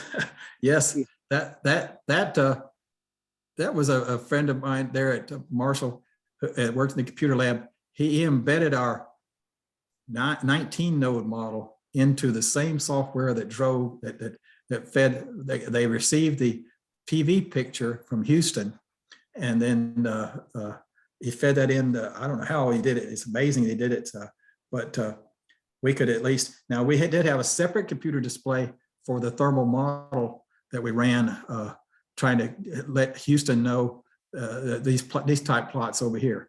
That Houston wanted to know, hey, what if I do this? What's going to happen? And they went. None of y'all have ever, unless some of y'all have been involved with the mission support with 3 astronauts up there, 240,000 miles away. They want accuracy immediately. Accuracy immediately. That's what they want, and you got to get used to that. Apollo 15, we did not have that. Gosh, I remember lugging those 2 boxes of cards down there to punch key punch. None of y'all had to do key punching, punching out the systems. And also, we were not just beginning to get into tapes, and we also had to battle. We had to battle Nastran. Our SINDA program called System Improved Numerical Differencing Analyzer had to battle with Nastran, and the Nastran took up most of the time. But during the missions, we shut Nastran down. Forget about it, guys. We have priority, and but even at that, it was awkward to run that big. It was a UNIVAC 1108, and that was the best computer we had at the time. And I did this. This is done on a smaller CDC machine downstairs, different supply system. Done with the teletype input. See these gauges here? Those are Saturn V gauges. Wow. And strip chart. Here's a strip chart over here. That's from Saturn V launch. Of course, this picture was made for Apollo 17. But we did occupy that actual area there. They left after Saturn V was gone and the mission was over. Well, their part of the mission was over. We came in and took over, and it was quite an experience. It was an adventure. So the screen there, the astronaut there, yes. is the live video? Yes, that's live. That's live. It's live Wow. TV picture. Live TV picture on the moon. Yep, they can see 17? that. Apollo 17? Yeah, Apollo 17, right? Yep. Wow. Yep, and you could switch out. You could switch between our model temperatures, like the plot over here, versus. I could show y'all. Maybe I'll send that to y'all. Show y'all a picture of the the TV picture that it could be substitute. You can switch back and forth between the live TV picture and the model temperatures predictions. Yeah, this is so cool. Yep. But, Yep. yeah. I had black hair back then, or dark hair. It's all silver now. What there is of it. Still handsome. Very handsome. Mustachioed. Let's see. Colonel Schultes has another question. Go ahead. Yes, Ron, can you say anything about the differences between the dust on the moon versus the dust on Mars? I'm not the one to comment on that. I do know it's interesting. I tell you a little bit.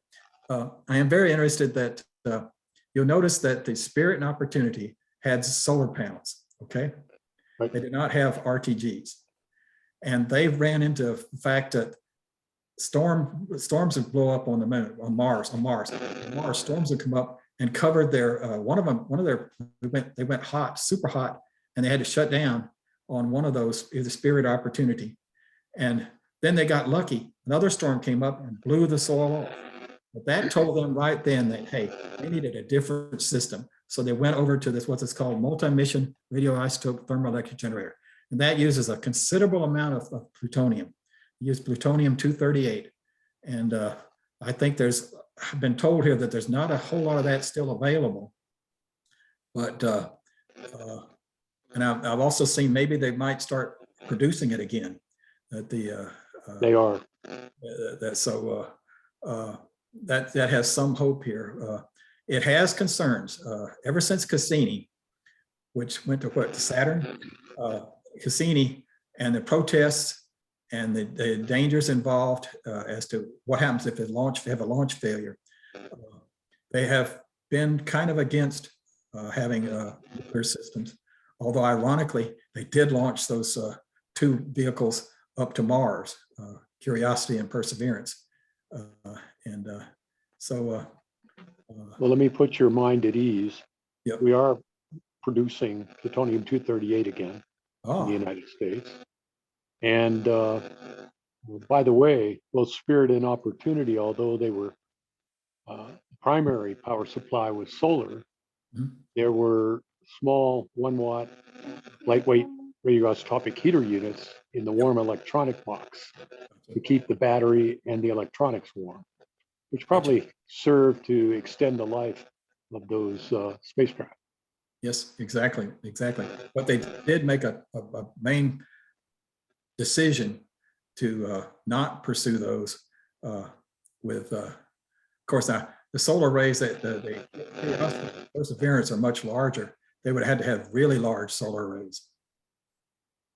Oh, they needed 24/7 operation, and they did not want to have the likelihood of losing, a rover during the course of a Mars seasonal winter.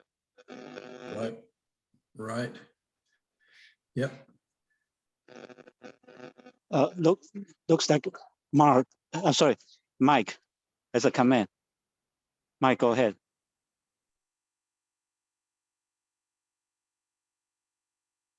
Mike, I saw you have Oh, I was looking for the unmute button. Oh yeah, just made a comment. If the plutonium is so dangerous, it seems to be advisable to get rid of it as fast as possible and say send it to Mars.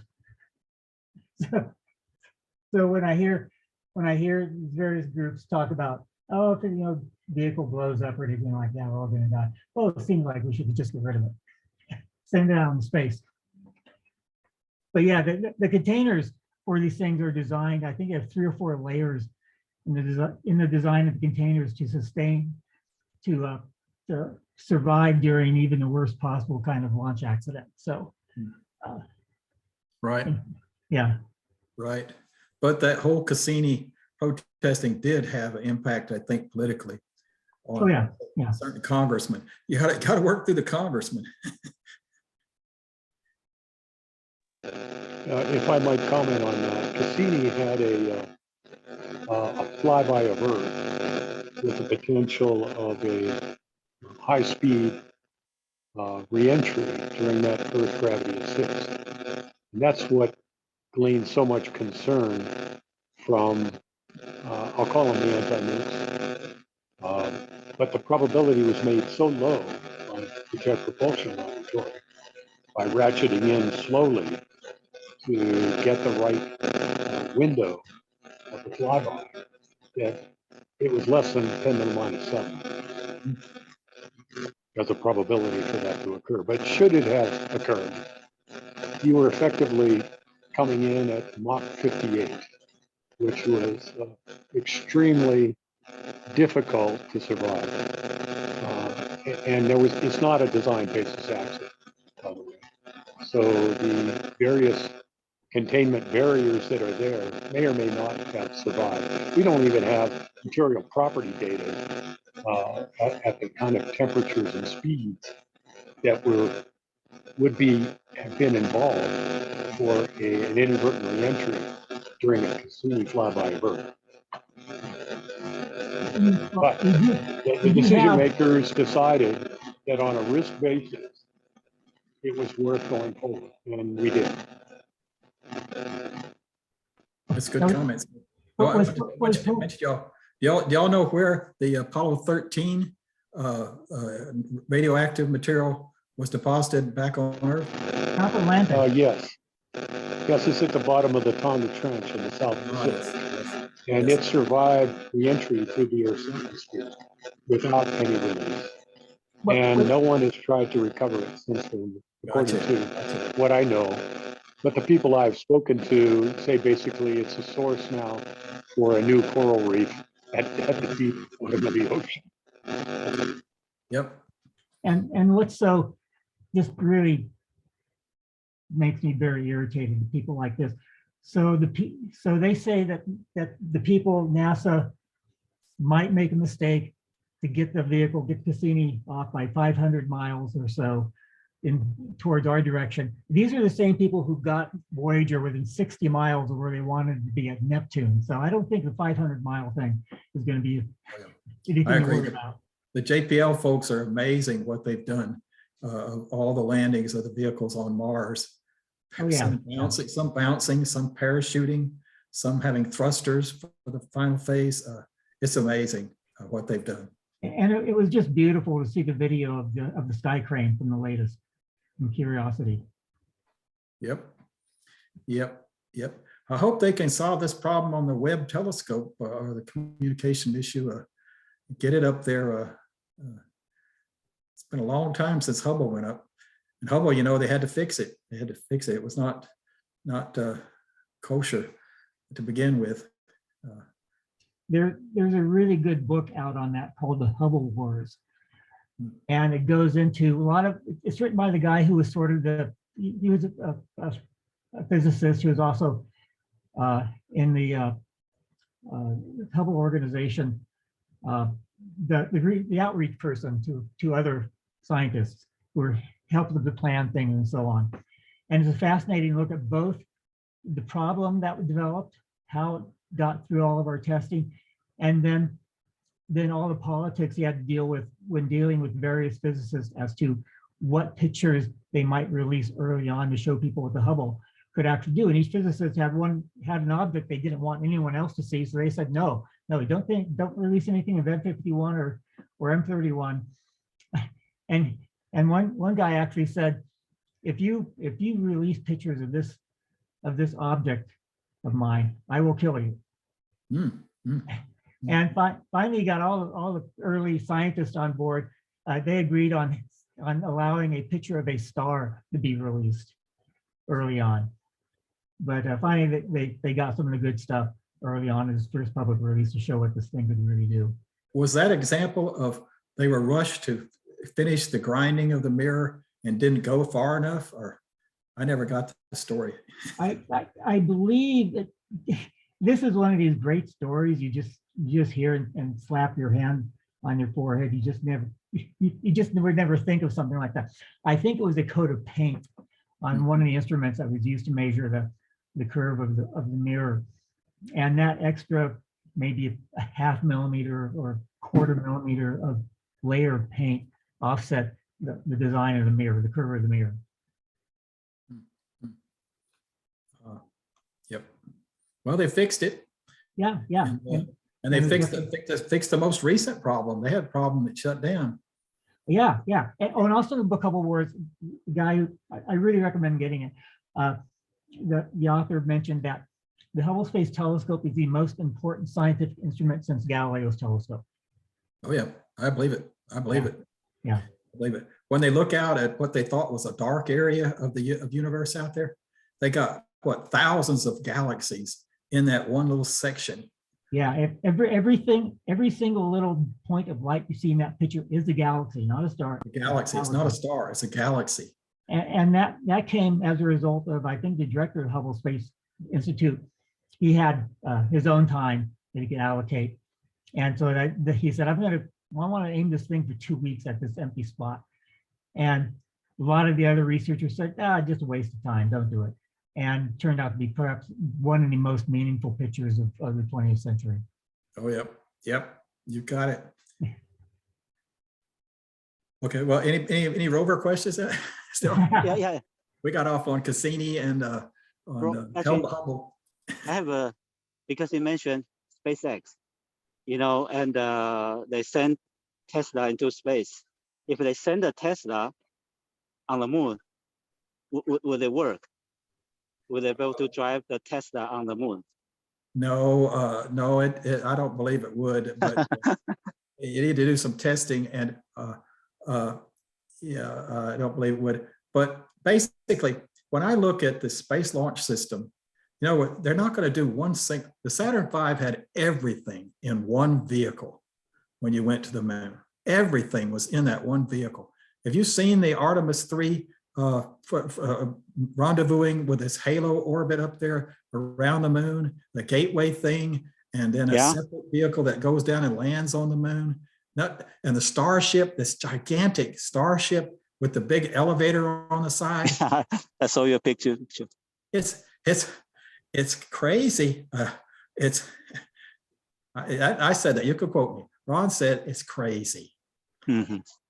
I don't understand how they got into this situation, and probably flying boosters back to the point of launch for reusability was kind of crazy too, until we finally got a GPS to do accurate targeting on things like that.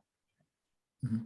But yeah, it's been really fascinating to see all that percolate up when you don't have to worry about Congress and yearly budgets that Musk doesn't have to worry about. Oh, on the rover, one of the gauges on the control panel, or at least on one of them, it was for the velocity gauge. It looked like an old World War II period meter from a radio my dad once had. oh yes, you're right. You're right. Those came. It's Boeing, and they used parts off of where we got that picture. Yep, I could probably was up further. They used the gauges I showed, as well as the. Now I get it here. I'll go back here. There we go. Okay. Yep. Let's go. If I get the. I don't know if I can get the video to show or not. It doesn't want to show in this mode here. I've been disabled. Yeah, but that speedometer, you're right, was a little. And by the way, the astronauts had an internal battle since there was no telemetry. They could quote higher velocity. So 16 went a little faster than 15. Okay, 17 went the fastest of all. They quoted 18 kilometers per hour on Apollo 17. We have no. You just have to believe. And plus, remember now with the visor on their helmet, looking through that visor at this small gauge there, there's got to be some inaccuracy in that measurement, in that reading. Yeah, it's just funny to see a Collins radio gauge on a lunar rover. Just beautiful. Oh yeah, yep. And look at the ones for the temperatures and amps, and it's had to use what was available. And they did at times have. We did have some switches failed. I think on both Apollo 15 started out, the forward steering didn't work, and on the first EVA, so they went just a rear steering, which is a little awkward for them. But when they came back out for the second EVA, the forward steering worked. So they said, "Oh, the guys at Marshall fixed it. We didn't do anything." They probably jostled something loose, or maybe something was too cold. Who knows? But I had to take the qualification unit over to an Army test facility and do a cold test on it and when the astronaut came out and turned the switch on, it worked. The rear steering, the forward steering worked in that Army test. We did a lot of that extra testing I haven't shown you all about. I didn't talk at all about the 1G trainer, which was a unique vehicle itself with its rubber tires. Yeah, what was the handling of that like? It was. It must be very difficult to try to manage something unless you have some sort of counterbalance on the shaft of the rover. They never drove it that far. The 1G trainer, they had a little sand pit down there at Kennedy. So they didn't go very far distances, and they didn't have craters to go through and to bounce around. I think bouncing around, as you saw in that video, trying to go through the craters, which John Young did, he was in a fairly level area too. Apollo 17, they had much more of a challenge in the more mountainous region, and a lot of boulders to avoid too, which are in some of the pictures. I encourage you all to look at the Apollo Lunar Surface Journal, which has very good documentation on all of this, which I've helped them along the way. I'm just finishing up an app for the App Store that takes the 360-degree panoramas from all missions and puts it in the VR system. And when I put my goggles on, man, I am there. It is just really an experience. I've been wondering, what would it take to add some sort of motion, if anything, even to the rovers in the picture, make it rock back and forth a little bit if you're looking around. But anyway, it's like I looked at your application. That looks really nice. Yep, it's good.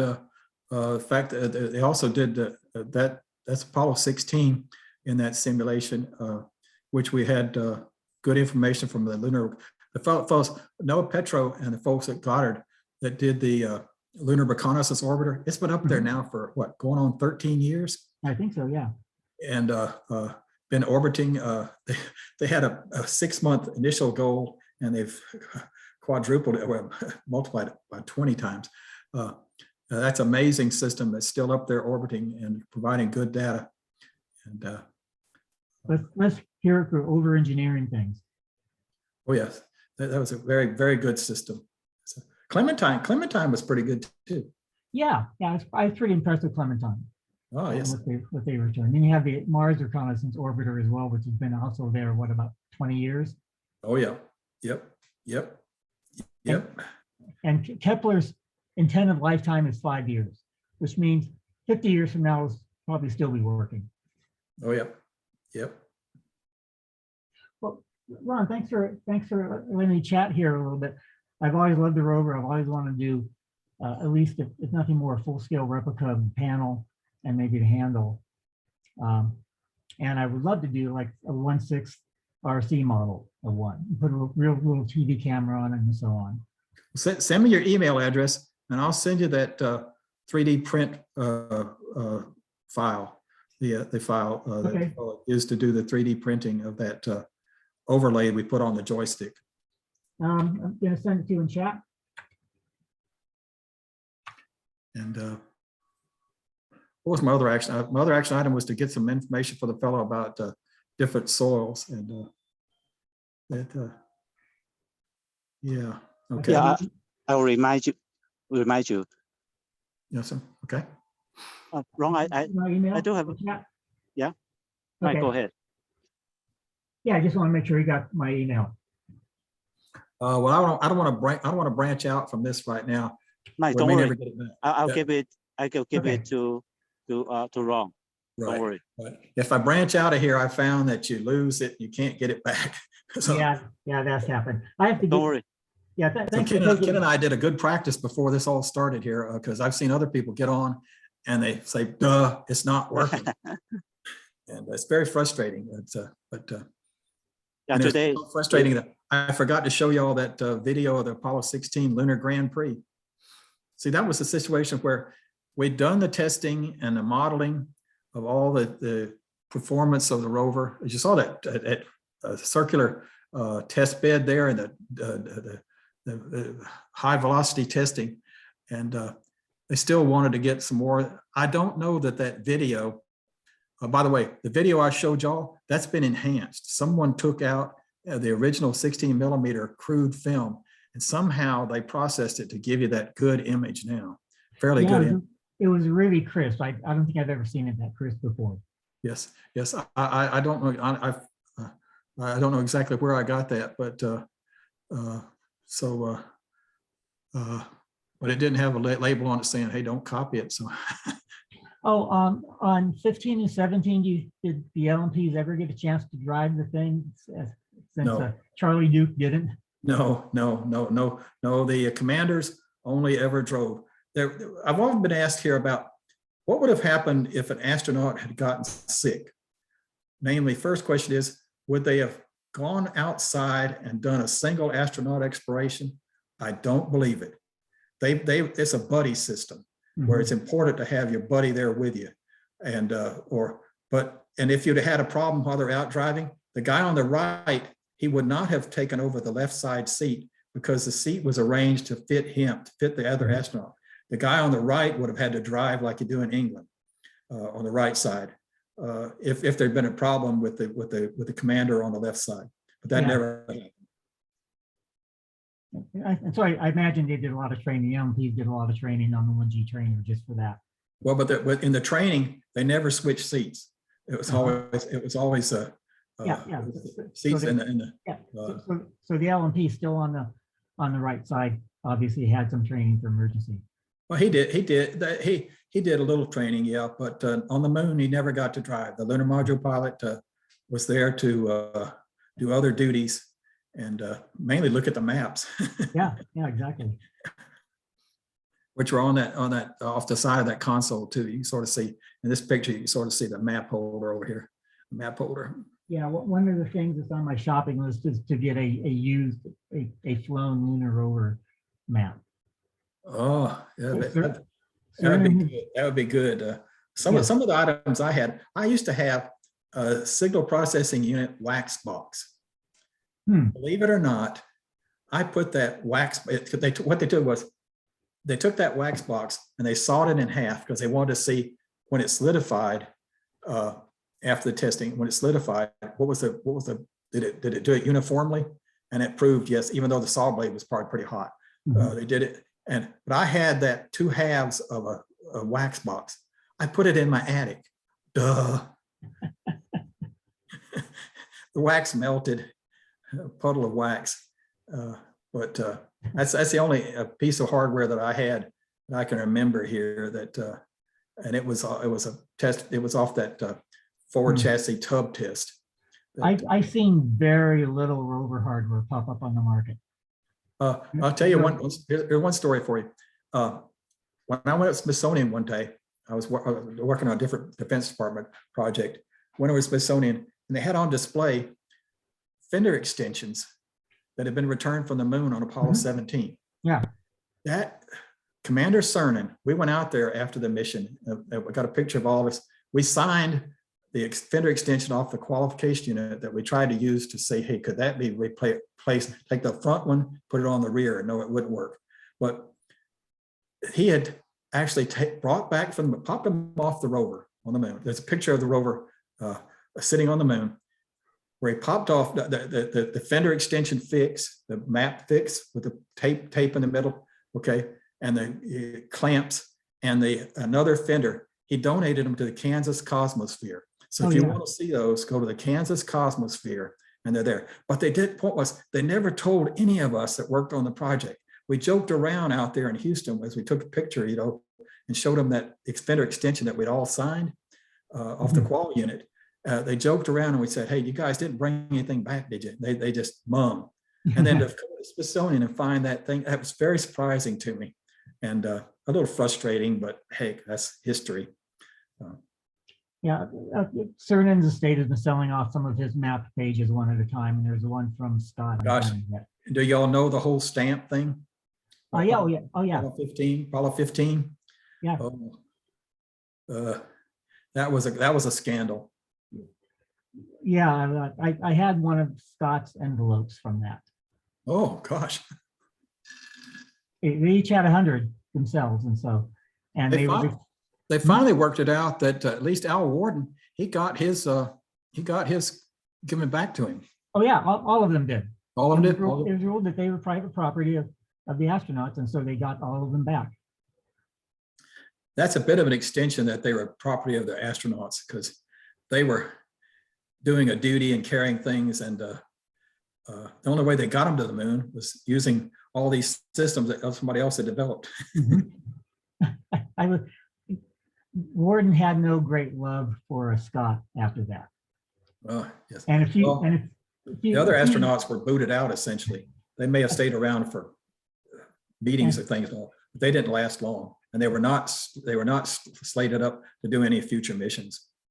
And a few years ago, I saw Warden speak at the San Diego Aviation Museum, and the moderator asked him about the friendship that the astronauts of the crews make with each other and so on. Now, what a great friend Scott must have been.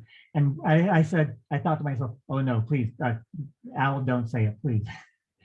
And he said, well, we never really were that great of friends, but he said, Dave Scott probably the best pilot we had. He kind of portrayed it that he was dragged into it, huh? Yeah, sort of, yeah. I spoke to him once, mentioned that, and he just gave me he rolled his eyes and grinned. So he didn't feel particularly good after that about it. But I will say here, if somebody's asked me, would you ever fly on a rocket? No, I wouldn't. They were very brave men to go and do what they did, all of them. And especially the guys on Apollo 8 who got on that Saturn V for the first time and flew all the way out to the moon. Didn't land, but got pretty far out there and read from the Bible. Read scripture from the Bible. Actually, about a year and a half to 2 years ago, Jim Lovell sold his Bible that flew on the flight. Now, they didn't read it from that copy. They had their own little card that he passed around, but that would have been a terrific item to have. Yep. And as I was talking to Lovell a few years ago, how many times a week does someone come up to him and say, yeah, you were in that thing that blew up? And he said, talked about Apollo 13 and stuff, and he said, I really think Apollo 8 was much more significant. I nodded with that. Yeah. Yep. It's sad to see some of these guys leaving us 2 or 3 a year now. Well, the ones that survived, there's not many survived. There's still 5 living moonwalkers, and there are still 2 crews entirely intact. Right. All 8 and 9 are still intact. Yep. Well, I have to get on some other things. Thanks for taking the extra time to chat. It's been really fun. Well, yep. And you can tell that I am opinionated about certain things. And but I do honestly, sincerely think that they better get serious about this dust. Yeah. And do some things to help out the astronauts. Gosh, Apollo 12 crew, Pete Conrad said, as I quoted there, he said an overgarment is needed. We just got that false testing before Apollo 15 that said that, hey, no sweat, you could clean off the dust. Polar absorbance stays at 0.07. And it didn't work that way. Never did. And well, I heard a few months ago on how the Artemis moon suits are coming along, and NASA spent something like $1 billion already in designing new spacesuits. How do you spend $1 billion on designing new spacesuits? However, I imagine a lot of it is going to some sort of dust mitigation stuff. Well, I'm not so sure of that. I'm like you, that the previous suits certainly did the job, and there was a little leakage, I think, on one of them, one mission. But on those are used only for a short period of time. They have a limited lifetime. They Talking did, about- they did. Yeah, when talking about continuous presence, they'll have to have suits that can fit, that can be adjusted to fit several crew members, and have to have parts easily replaced as the dust just starts grinding away some of the seals. And probably, like having a little airlock and the oversuit sounds like a really good idea to try to mitigate some of that. Yes, yes, but I'm not getting good feedback. I've got an astronaut on my team here, and I won't give her name, but she gets much kickback out there that they're going along with this electrostatic magic that they're going to be able to clean the suits, and but that's time that's wasted. It's wasted science time. Housekeeping time is wasted time. And we sat there after the missions, Apollo 17 was over. We said, man, we wiped our brow and we said, we got through it. But gosh, we spent so much time there with them trying to brush off radiators and get us back to what previous testing on Earth had shown would happen. Oh, yeah, yeah. Now, did you know if Cernan brought his brush back? I'm almost convinced that brush was in that same exhibit at Smithsonian. Okay, you see it all the time, and he's brushing off the lens of the camera. Yep. Yep. Well, They had a separate little camera brush, I thought, somewhere, but it may have been a smaller. Yeah, it may have been a little smaller than the big one that they had. But I think that dust brush is a Smithsonian exhibit too. See, Smithsonian owns all surplus spacecraft, all space items. And as such, I've tried to make some comments to the lady that up there at the warehouse at Smithsonian, but I get no response from them. They're a little bit misled at times about what they say about the vehicle. I've been doing a photo essay called Apollo Up Close, and I've been taking some really close-up pictures of some of my stuff just for the pure artistic look of it. And I may want to go see about getting something going with the Smithsonian to go back and take some of the other pictures back there. But I got some just beautiful pictures of just the wiring harness on back of the control panel, for example, and just how artistic and terrific it looks. Yep. Think about that wiring on the rover had to allow for it to fold up. That Oh, yeah. folding up. I didn't tell you all the side story. Early on in the program, after Boeing got the contract initially, they wanted to have a display out here at we had a cotton mill over here in Huntsville called the Huntsville Industrial Complex, Hick Building. And that's where Boeing was located first off before they moved out by the airport system. And they had a whole bunch of TV people there and dignitaries. And they had an astronaut who was going to come out off the porch there, going to pull the D handle, and the rover was going to self-deploy. Well, he pulled the D handle and it proceeded to almost explode into many, many different parts, fell onto the floor. Okay, my friend who was working on the rover at the time, a structural guy, he says that his boss called him into his office. He says, Werner has called, and Werner says, we will fix this. We will fix this. And so Marshall took over the real responsibility of working on that deployments, folding up and working the system because the contractor needed help. And it's a shame we only have one shot images of only one of the rovers being deployed on 15 because they had the separate camera. Yeah, on 16, 17, we never actually saw any. They didn't even take any film footage of rover deployment. Yeah, but it's not very good. Yeah, I know.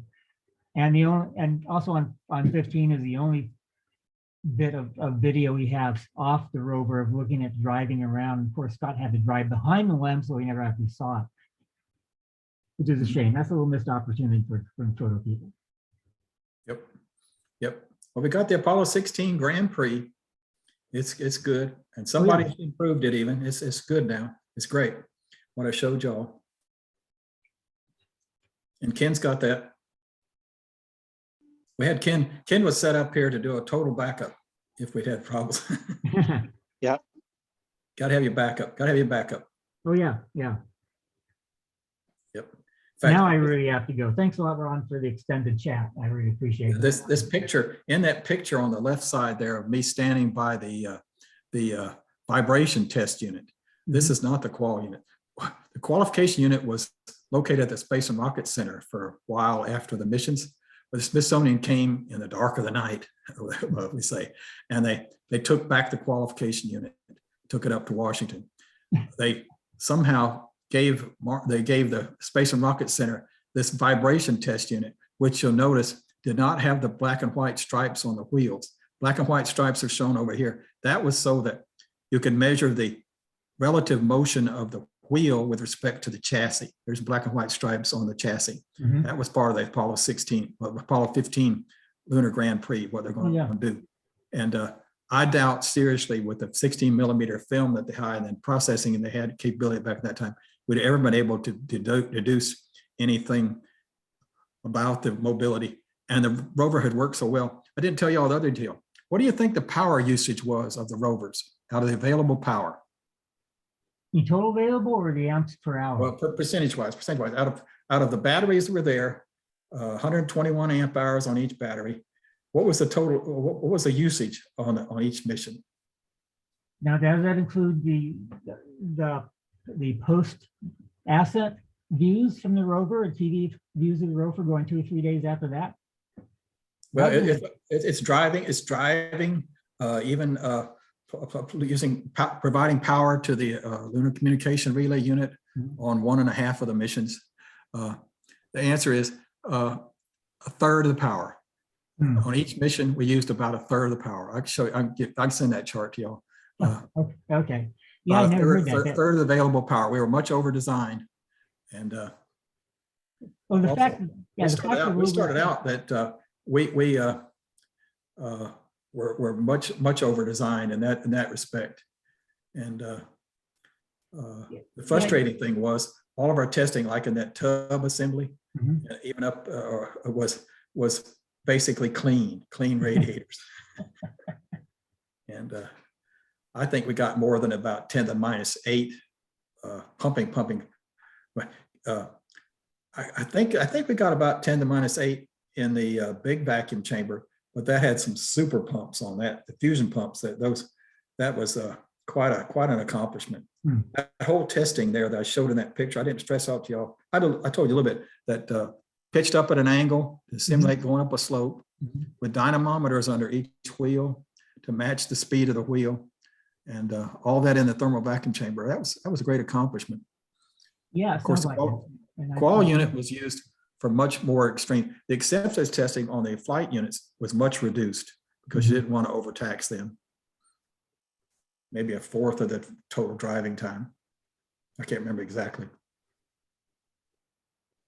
But they did do thermal vac on the flight vehicles. And how long before mission was the rover attached and stowed on the LEM? I'm thinking a couple of weeks because see, that whole assembly was rolled out on the crawler. It was probably maybe up to 3 weeks. I can't remember exactly, but and then I can't remember. Was there one mission where they had a lightning storm coming up or something, and they rolled back in? Of course, now one of the missions, did Apollo 12 get hit by lightning? Well, yeah. And I actually have from Conrad. It was commander's prerogative to abort the mission if he felt they were in any danger. And that was done through a translational hand controller that Conrad had. During launch, you'd push it in and twist it 90 degrees and it would abort the flight, take you away from the Saturn. And so I know his hand was gripping that knob during that time. And I have that knob in my collection. Oh gosh, you've got quite a collection. And, nothing from the rover though. I've seen one tire pop up. I know one guy who has the antenna. And then, I've seen that guy. I've seen that. Yes, I've seen that. In fact, we were considering we were going to have to try to contact him and borrow that for this Polaris replica. Then I found that antenna, the umbrella that we used. Had the right number of ribs and had a very good seamstress out at the Space and Rocket Center that did that webbing.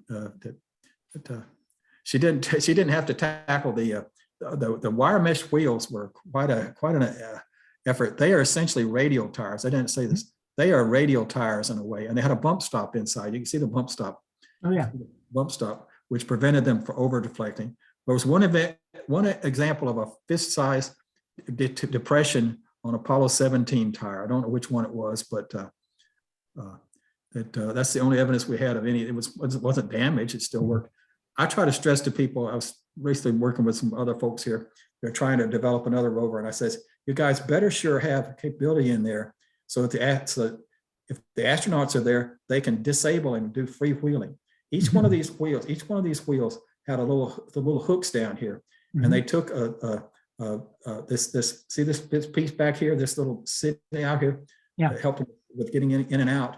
They could take that off and put it in that little hook and disable the wheel, for freewheeling.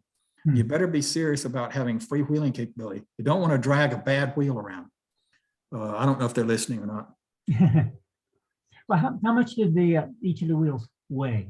About 15 pounds. Okay, yeah, that's really amazing how a wheel, the mesh from the wheel popped up at auction a few years ago. And Yes, there's a patent on that. I can send you the patent. The guys at General Motors, they got it patented just before the Apollo 15 mission. It was patented. And the titanium treads worked real well.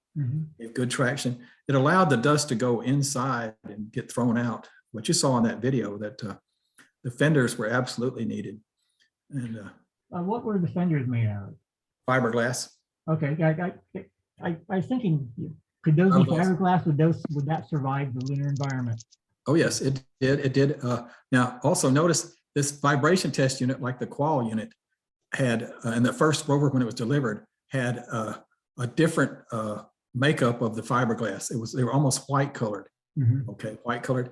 They called us up one day and they said they changed the process of building the fenders, and they looked orangish brown. And they said, will this affect us thermally? We said, we assume that they're going to be covered by dust anyway, so we don't really care. And it did give them a good contrast with the American flag. Oh, Each one of the fender extensions had the American flag on it. So it gave that good contrast.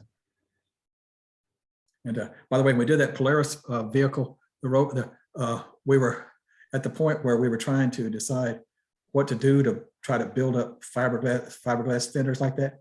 We found out here somehow at the Space and Rocket Center, somebody had stored away somewhere some boxes that had the mold in there for the fenders. And that was amazing because that particular building had a fire in it. We were very lucky that the molds were still there. So the Polaris guys took and they molded out their own fiberglass fenders for the Polaris vehicle. It looked fairly accurate, and they fit a good sized wheel in there, and it worked out great. Did the control panel that fold up with everything else? Was that the display console? Yeah. Did you see the? It had to go up. It had to go upwards so that the wheels could fold in and not hit it. Oh yeah, yeah. So it had to go up a little bit, and the armrest was added, the fiberglass armrest, that orange colored armrest, which is actually right about there. Armrest. Astronauts found that they needed that armrest so that he could, when you think about it, it didn't have a steering wheel. So he's getting all that vibration information fed back to him through that handle. He needed that armrest there to give him some support. And that was a finding. And but yes, the console did fold up a little bit, maybe 30 degrees or so. All this other equipment was taken out of the lunar module bays and placed on the rovers. And, we didn't talk much about the aft pallet back there and all the equipment back there on it. And that was a great aid to them. Although Gene Cernan commented that after the third EVA, the lock wasn't working, the latch, where they had a fold out section of it, the latch wasn't working, was banging around due to dust. But that was due to dust because the fender extension had been knocked off. Well, now since since 16 also had a fender knocked off. 15, you will see. Now, this interesting story. Oh, you hit upon another interesting story I could show you here in the picture here. Okay. Yes, the left front fender extension is not there. Mhm. However, we did not discover that until I was in the photo guys processing room back at Marshall, well after the mission, maybe several days after the mission, once they got that film in, you know, and they look at it. The astronauts never said a thing about it, about losing that fender extension, but it was lost here well into the, I think, about mid EVAs that the front, but see, with the dust being, the wheel going around in this direction, it was casting the dust out to the front. Yeah.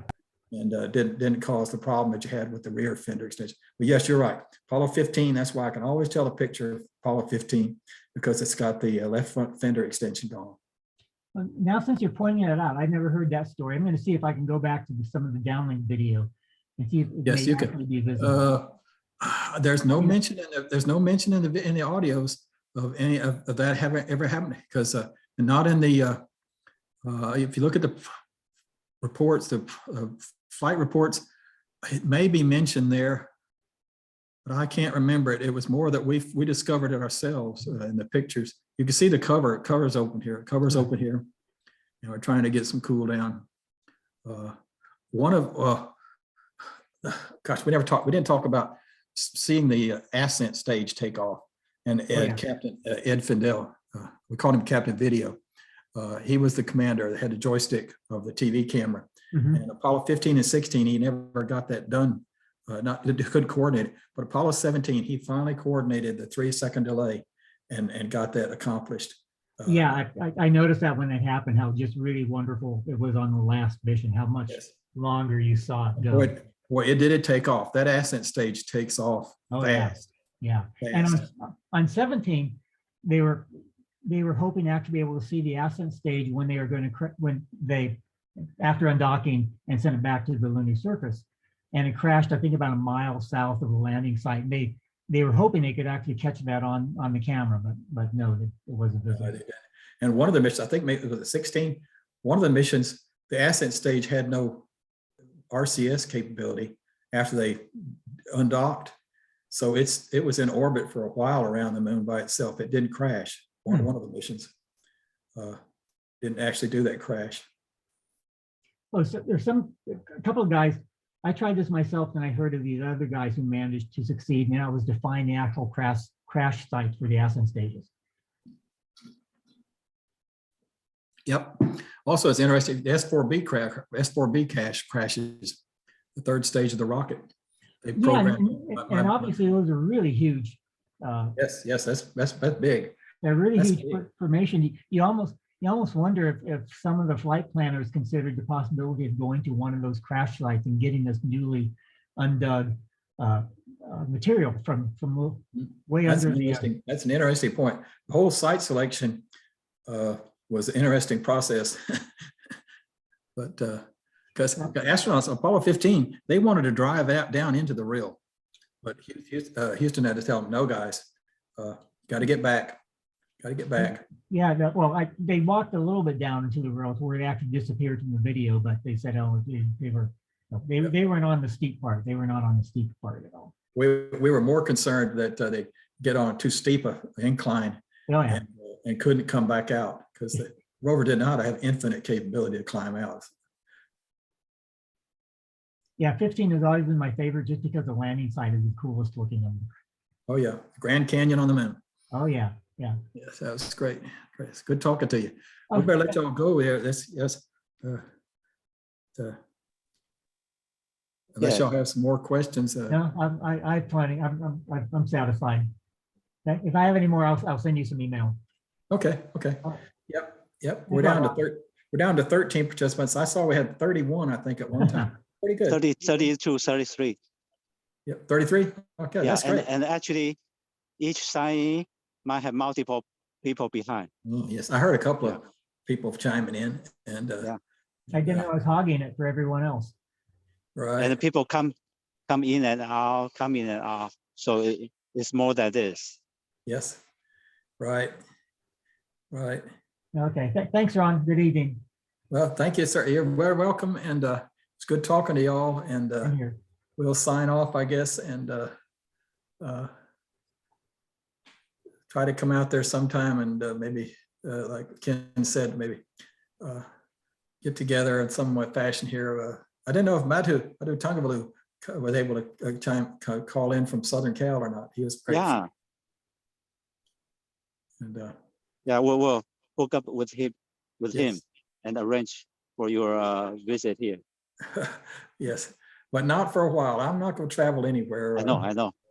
We did Keep it back safe. in September, went to San Carlos. Well, we went to San Francisco and we drove down to San Carlos where my son lives and daughter and only grandson.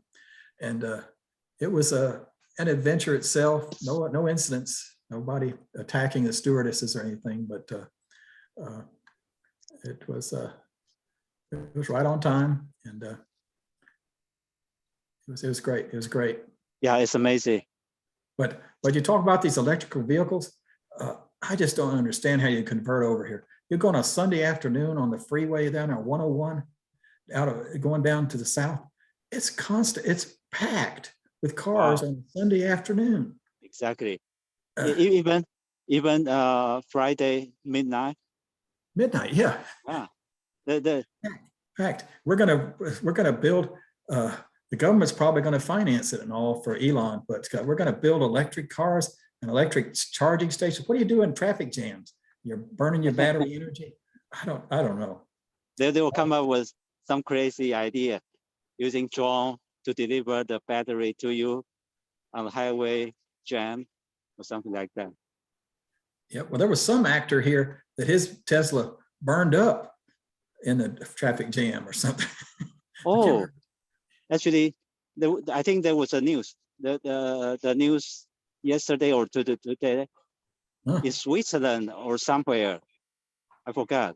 They temporarily banned the Tesla Model 3 because the rental car company has a car crash. So they banned the fleet in that rental car company.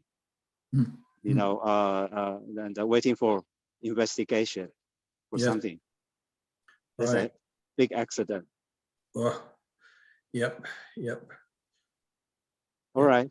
So yeah, it's very late over there.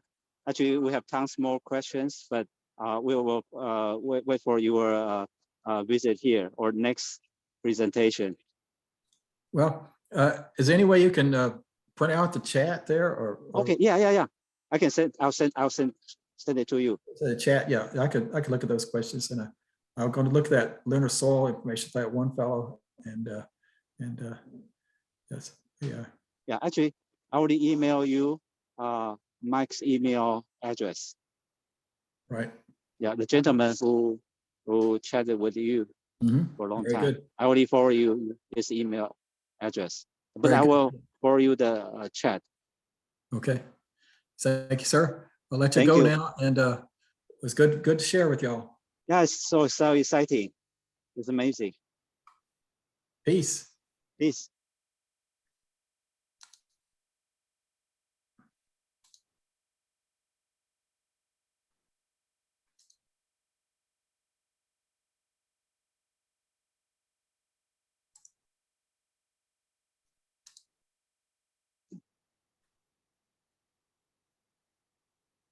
Yeah, good night.